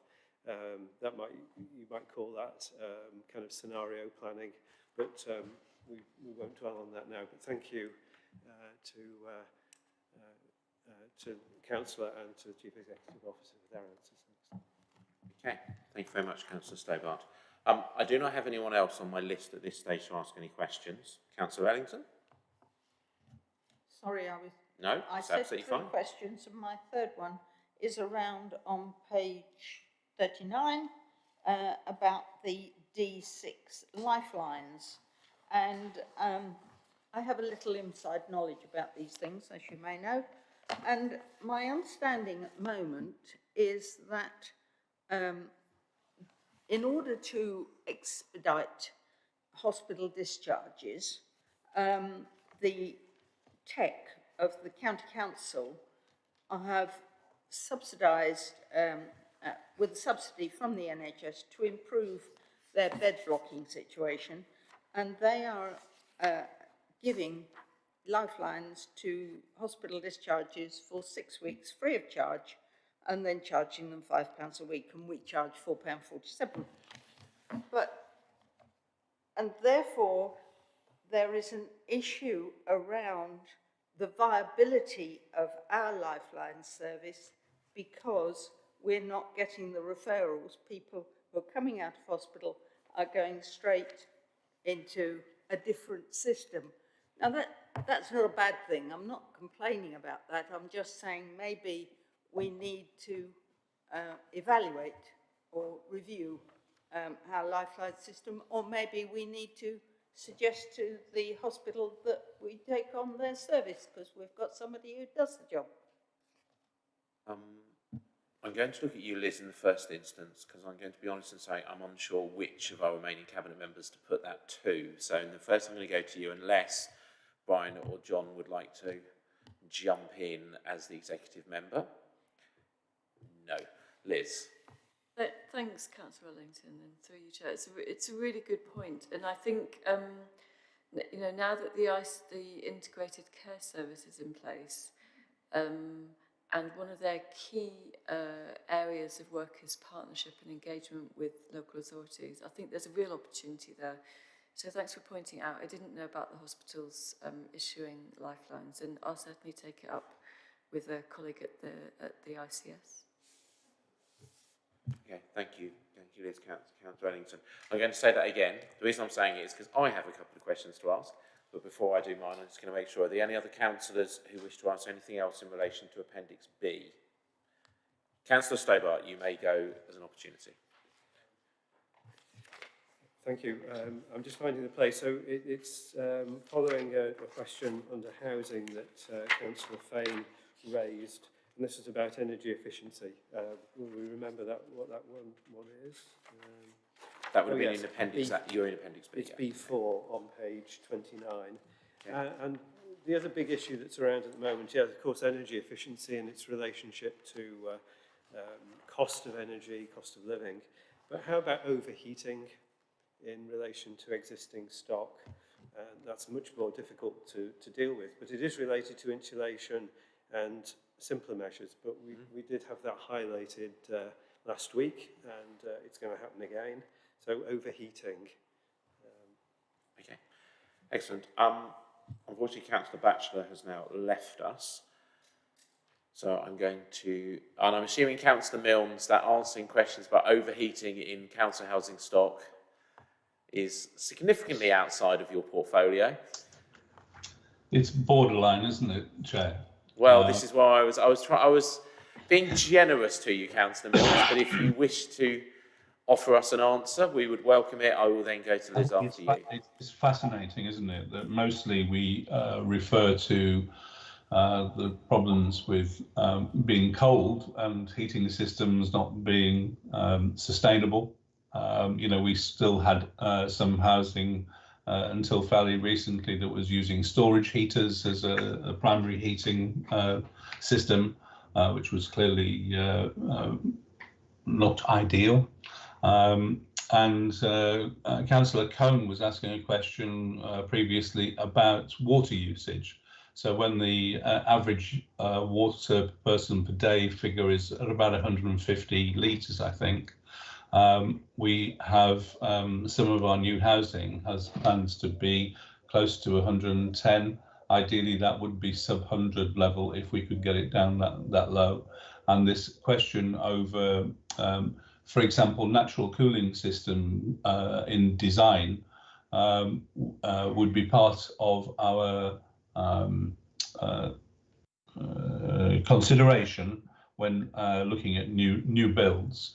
And certainly our most recent council apartment blocks in Sawston, where we've got 2 new blocks and another block coming forward later this week, have mechanical heat and ventilation recovery, heat recovery and ventilation systems fitted to make sure that we can be efficient in bringing fresh air into a building without losing the heat.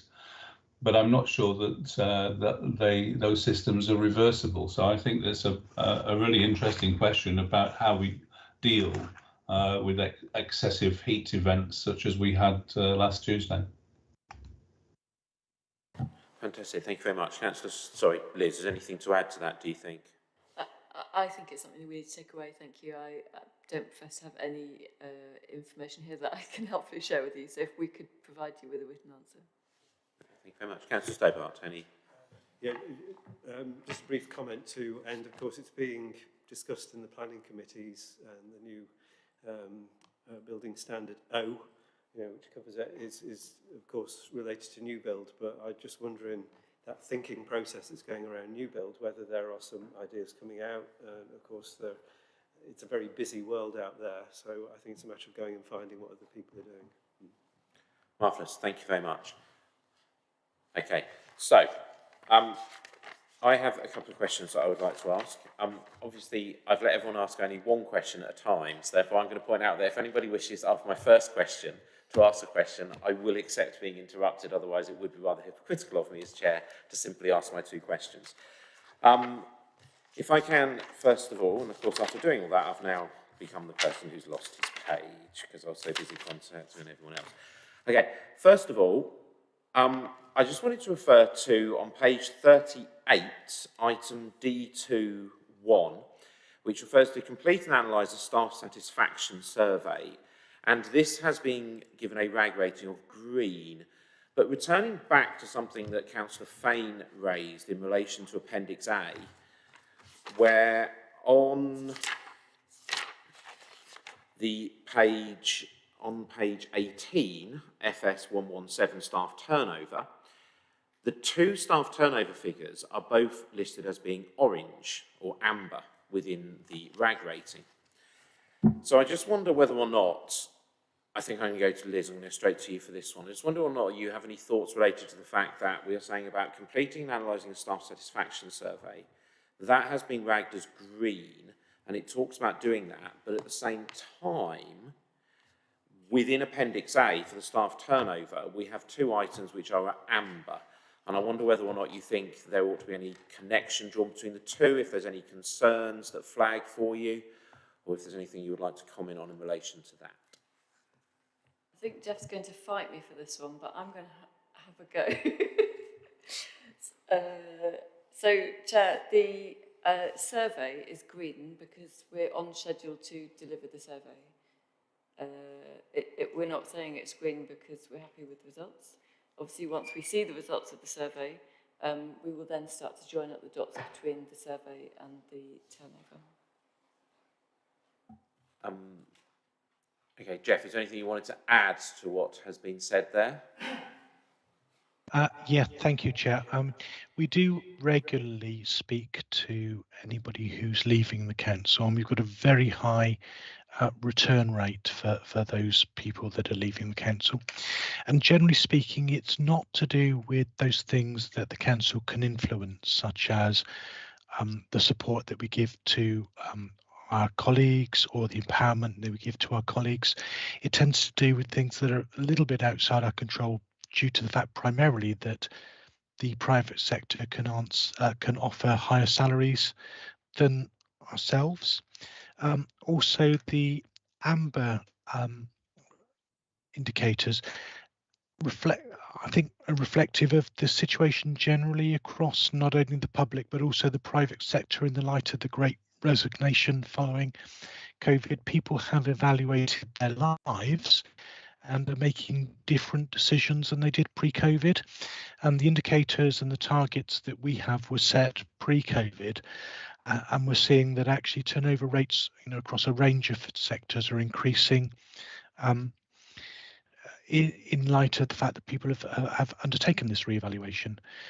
We have a very comprehensive staff welfare survey, which is due to be completed before the end of August, which will give us a current and very up-to-date piece of information about how our people are feeling at this moment in time within the organisation, and highlight those things that we're doing well at and those things that we aren't doing so well at.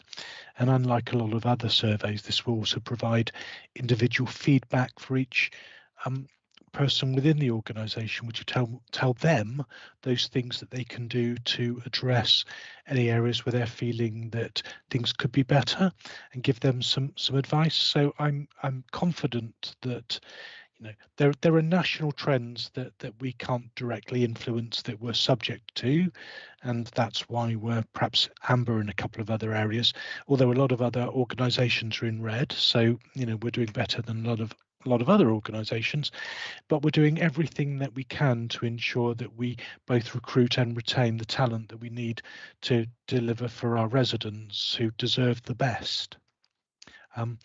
Hopefully that answers your questions, but if there are any others, I'd be happy to have a go at answering those. No, thank you both. It's very helpful to have the answer from both of you. Okay, so I have one more question to ask. However, there are no more members of Cabinet present in the meeting. Therefore, I am not going to ask my question, because I am not happy to ask my question just to officers when there are no Cabinet members left attending the Scrutiny and Overview meeting. Clearly, the Cabinet members are part of my own group, but I am going to publicly express my disappointment at the fact that at 7:29, 2 hours and 10 minutes into a Scrutiny and Overview meeting that has been scheduled for a very long period of time, there are no members of the executive of the council present to answer questions from members. So we will now move on to the next item on the agenda.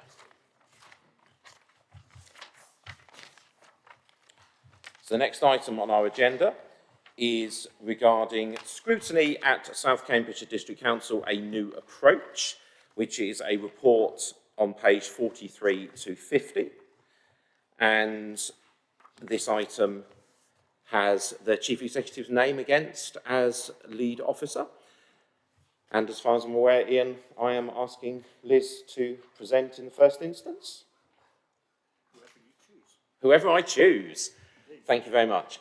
In that case, Liz, I think I am saying for you to talk, unless you feel that this ought to be done by somebody else, or as it is something that has come from myself and Graham, if it is something that you think we ought to be doing. I am slightly unsure, as this is the first time that we've had such a report identified, and as you know, I am more than willing to admit that I am sometimes unsure about exactly who should be doing things.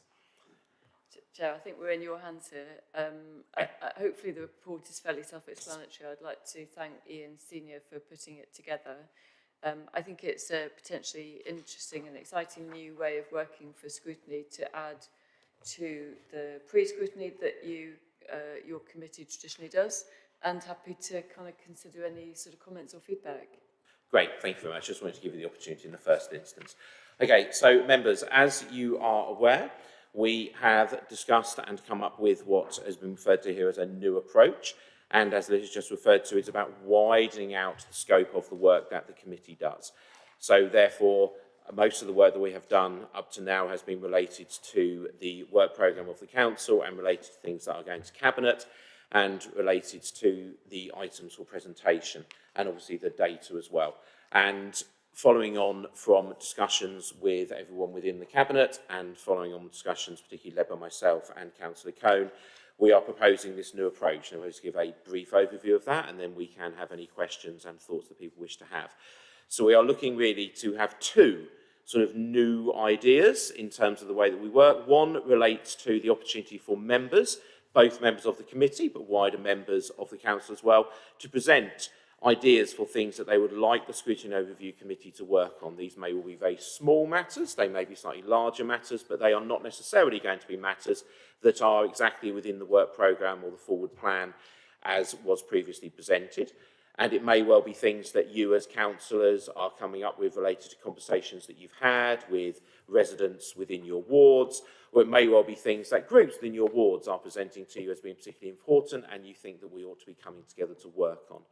So there are a wide range of things. What we also will be able to look at is the work of any organisation, be it a public organisation, whose work impacts upon the lives of residents. And both of these activities fit within the constitution of the council as a whole, and specifically related to Scrutiny Overview Committee. And we have worked, myself and Councillor Cohn have worked with Ian as the support officer for the group to come up exactly where we are with it. And you also will find that you have been emailed the member request form, which is the scrutiny item, and I know a number have already been returned to Ian. And just so we understand exactly how it would work, any items that would be returned would be reviewed in the first instance by Ian, myself and Councillor Cohn. In the first instance, probably to check that they have relevance at all to the council, because clearly we are not going to look at the activities of, shall we say, the British Space Programme, for instance. I feel that would be a very tenuous link. I'm feeling some councillors and officers' faces seem quite keen to work on that topic, but I feel that might be a bit of a large stretch to ask an officer to write us a report on that. And that then we would both use these items when there were not other things to put on the agenda. We may well use them when there are not large numbers of other things to work on the agenda, and that we would then come up with a work plan going forward. I would hope this would allow us as a committee and as a council to be more open and transparent in our work, and also to engage more with our residents. So, those are the things I wish to say on it. Councillor Cohn, I don't know if you have anything to add at this stage before we open the floor. I'm happy with what you've said, Chair. Hopefully it will give members of the entirety of the council the opportunity to contribute to scrutiny, as you've indicated. Excellent. I see that Councillor Cohn has already written a list for us, so we have Councillor Braddon in the first instance. Thank you, Chair. I think this is a perfectly sensible a way to approach bringing new items to the agenda, and we've got the forms with which to do that. And so I would simply like to propose that we accept this recommendation, that it should go to Cabinet for consideration, if it's Cabinet who make the decision. I think it's a perfectly sensible thing, and I think we should agree it. Okay. Before I come to Councillor Fane, who's next, Liz, your hand went up at that point, so just... Oh, right, you were just waving. Excellent. So, Councillor Fane, you were next. Next, Chair, but if the Chief Executive has comment on this, I would, because all I was going to do was to say that having had a proposal that we approve this, we should now proceed to do so. But if the Chief Executive wants to say something first, that would be useful to hear from her. So. Sorry, it was so 2 points. It doesn't need to go to Cabinet, so you can approve it here. I did just want to make 1 point, and I maybe should have said this in my introduction. That the form does refer to, so I'm just looking for the numbering, question 6 and question 7 about have you contacted the relevant head of service. And that's there for a reason, because you can generate a huge amount of work not knowing that something's been done or been addressed or already been considered, and so that's really an opportunity for us to advise members. 18 months ago we did this and this was the outcome, and therefore do you still want to continue? So I just urge members to make sure that you use that bit of the form in the way that it's intended. Yes, and just to kind of reinforce on that, I know that Ian Senior has said in answer to a couple of members of the committee about making sure that they answered all of the questions on the form. I know that Councillor Cohn also reinforced that as well. So that is a message that we've all been very clear on. Thank you both. I feel like I'm going to ask a question here of Ian, so bear with me one moment.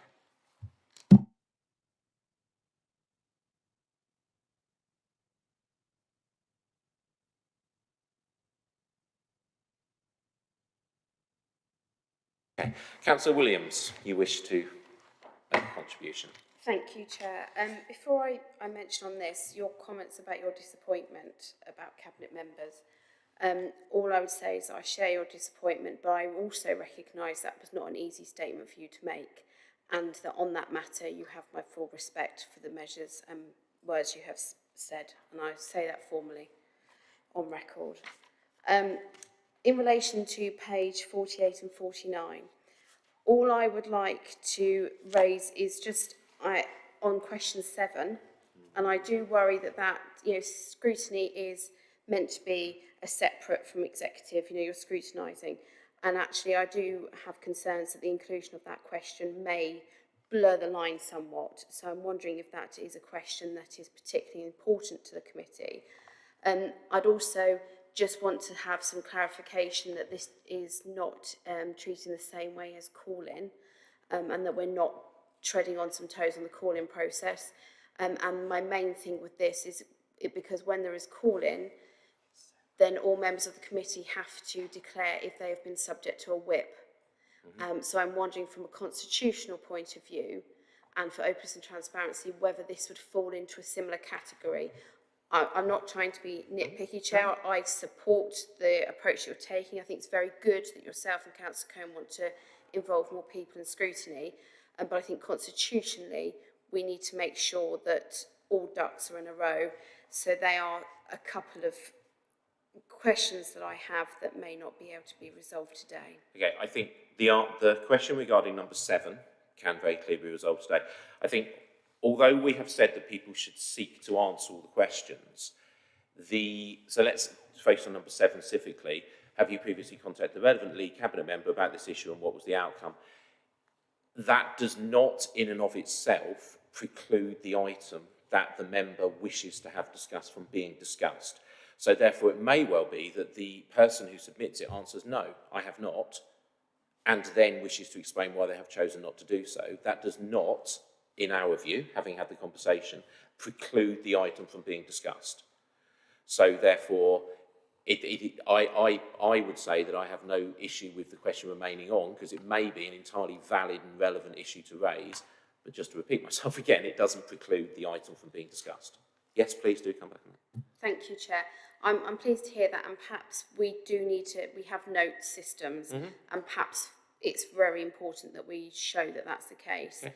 And I just want to seek some assurance. We have, and it's very rare, but we have had a couple of incidents in the past where it's been necessary to bring an urgent case through scrutiny, and I noticed the form filling process then leads to the next meeting and then the full scrutiny, whereas the chair has normally been able to exercise some emergency power. So I just want to make sure that we're not losing that facility in doing this. No, there is no adjustment to the Constitution position for scrutiny and overview in relation to this, and one of the things that we did was we made sure that we went through the Constitution of the full Council and then specifically referenced scrutiny and overview in order to fit this within. And if it had been the case that there had needed to potentially be amendments, those we were willing at that point to possibly propose those, but having terms of discussions both with Ian first and then with Liz and with others, there was not necessary to do that. As regards the issue of call-in, I think I am not aware from my discussions that anyone has raised that as an issue and problem. I don't know if either of our any of our senior officer colleagues would like to comment in relation to that, but it has not been raised by anyone as an issue up to this point. However, it may not have been asked as an absolutely specific question. Ian, Liz? So happy to, Chair. Yes, thank you. So I think the idea of this form and this new way of working is for members to be able to bring things to scrutiny and, you know, consider things that aren't already on our forward plan and our work plan. It's different from call-in. So a call-in is where you can question a decision of the cabinet that's contrary, of the council that's contrary to policy or budget framework, and therefore it's, you know, they're sort of completely different things, really. Yes. Please do, yes. My question was whether this form exercise constitutionally would fall into the same, through yourself, Chair, the same process of calling about declarations of whips.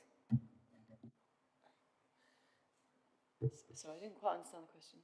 So if there's a call-in to council from 5 members or the chair or whatever, then if any member has been subject to a whip, a party whip, they have to declare it. So I'm asking whether, because this essentially is a style of calling in things, whether it falls under the same constitutional grounds or whether it's something separate. Whatever the answer is, it's just I feel that we need to be very clear constitutionally, given especially the scrutiny that, you know, we are under. Okay. Can I just say, Councillor Cohn would just like to have a bit of a contribution at that point, then I'll come back to you, Liz.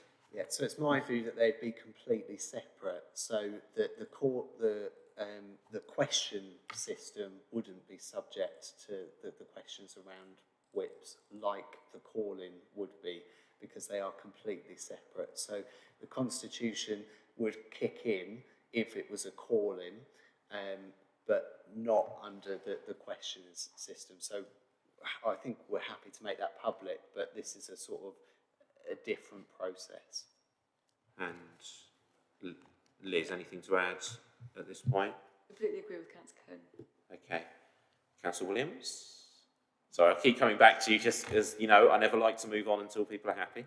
No, I appreciate the answers that I've been given. I might sound pedantic, but I think watertight is necessary. So can I have your reassurance, Chair, that the monitoring officer, he's not with us, but is completely approved, been consulted and happy with this document? I think you have raised an issue that whilst we are, I get the impression from colleagues that we are confident enough in our answer, but I think you are entirely correct to say that we ought to just go for one more absolute check, just so we can all be completely satisfied, and that is why we have a monitoring officer at the end of the day.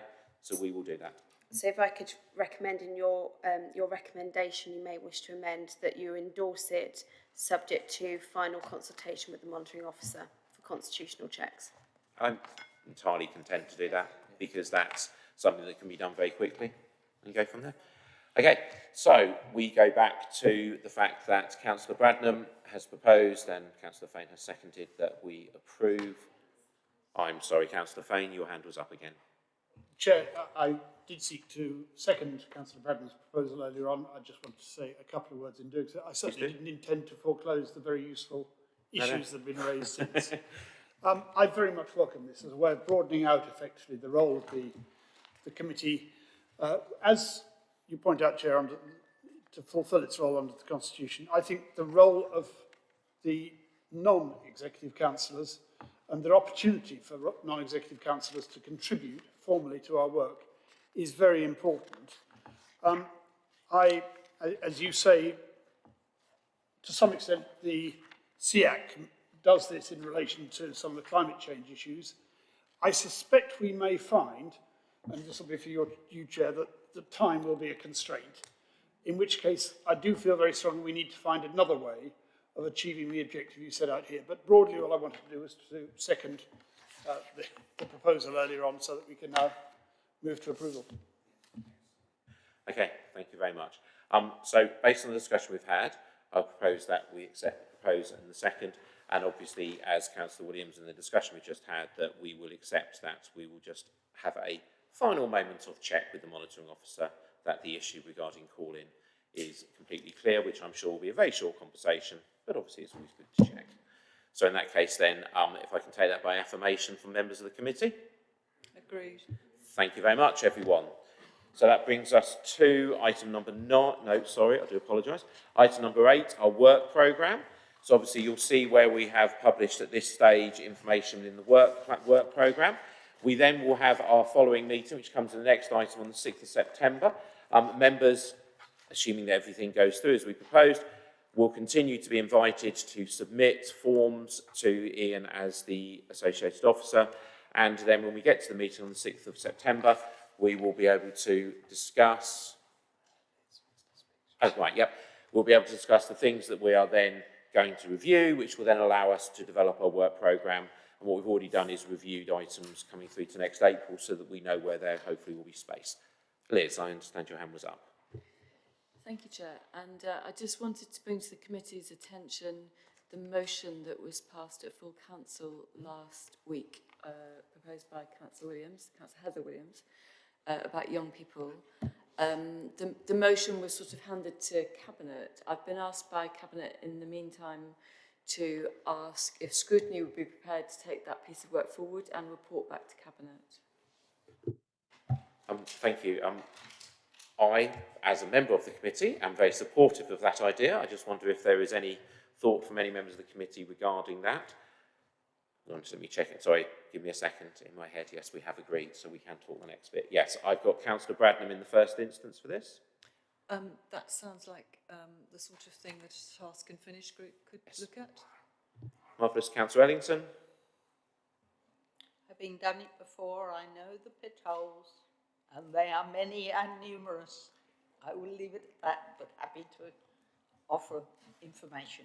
Thank you very much. I do not see any, and Councillor Williams obviously proposed the motion. Thank you, Chair. Thank you for, I think, is your agreement to take this subject forward. All I would ask, as we have done in some of the other task and finish groups, that you do not seek to just pull from scrutiny and overview members. That was part of the reason why it went to Cabinet. So if you would consider that in your decision. Indeed. Yes, thank you very much. So, therefore, again, proposing by affirmation that we accept responsibility for the delivery of the motion proposed by Councillor Heather Williams at the recent full council meeting, that Scrutiny and Overview will take responsibility for that as a task and finish group. If I can have that affirmed. Agreed. Thank you very much. Which brings me then to item number 9, to note the date of the next 2 meetings, which is, as I've referenced, Tuesday the 6th of September, which obviously means that the publication of the papers will occur before the end of August. I will just flag that so that everyone is fully aware to expect, obviously, the papers for the meeting on the Tuesday the 6th of September to be published before the end of August, which I know isn't something that commonly happens for meetings, but just be aware of that. And then the next one being Thursday the 20th of October, both will start at 5:20 p.m. Thank you very much. I do apologise, everyone. Bear with me one moment. As ever, I just wish to check something.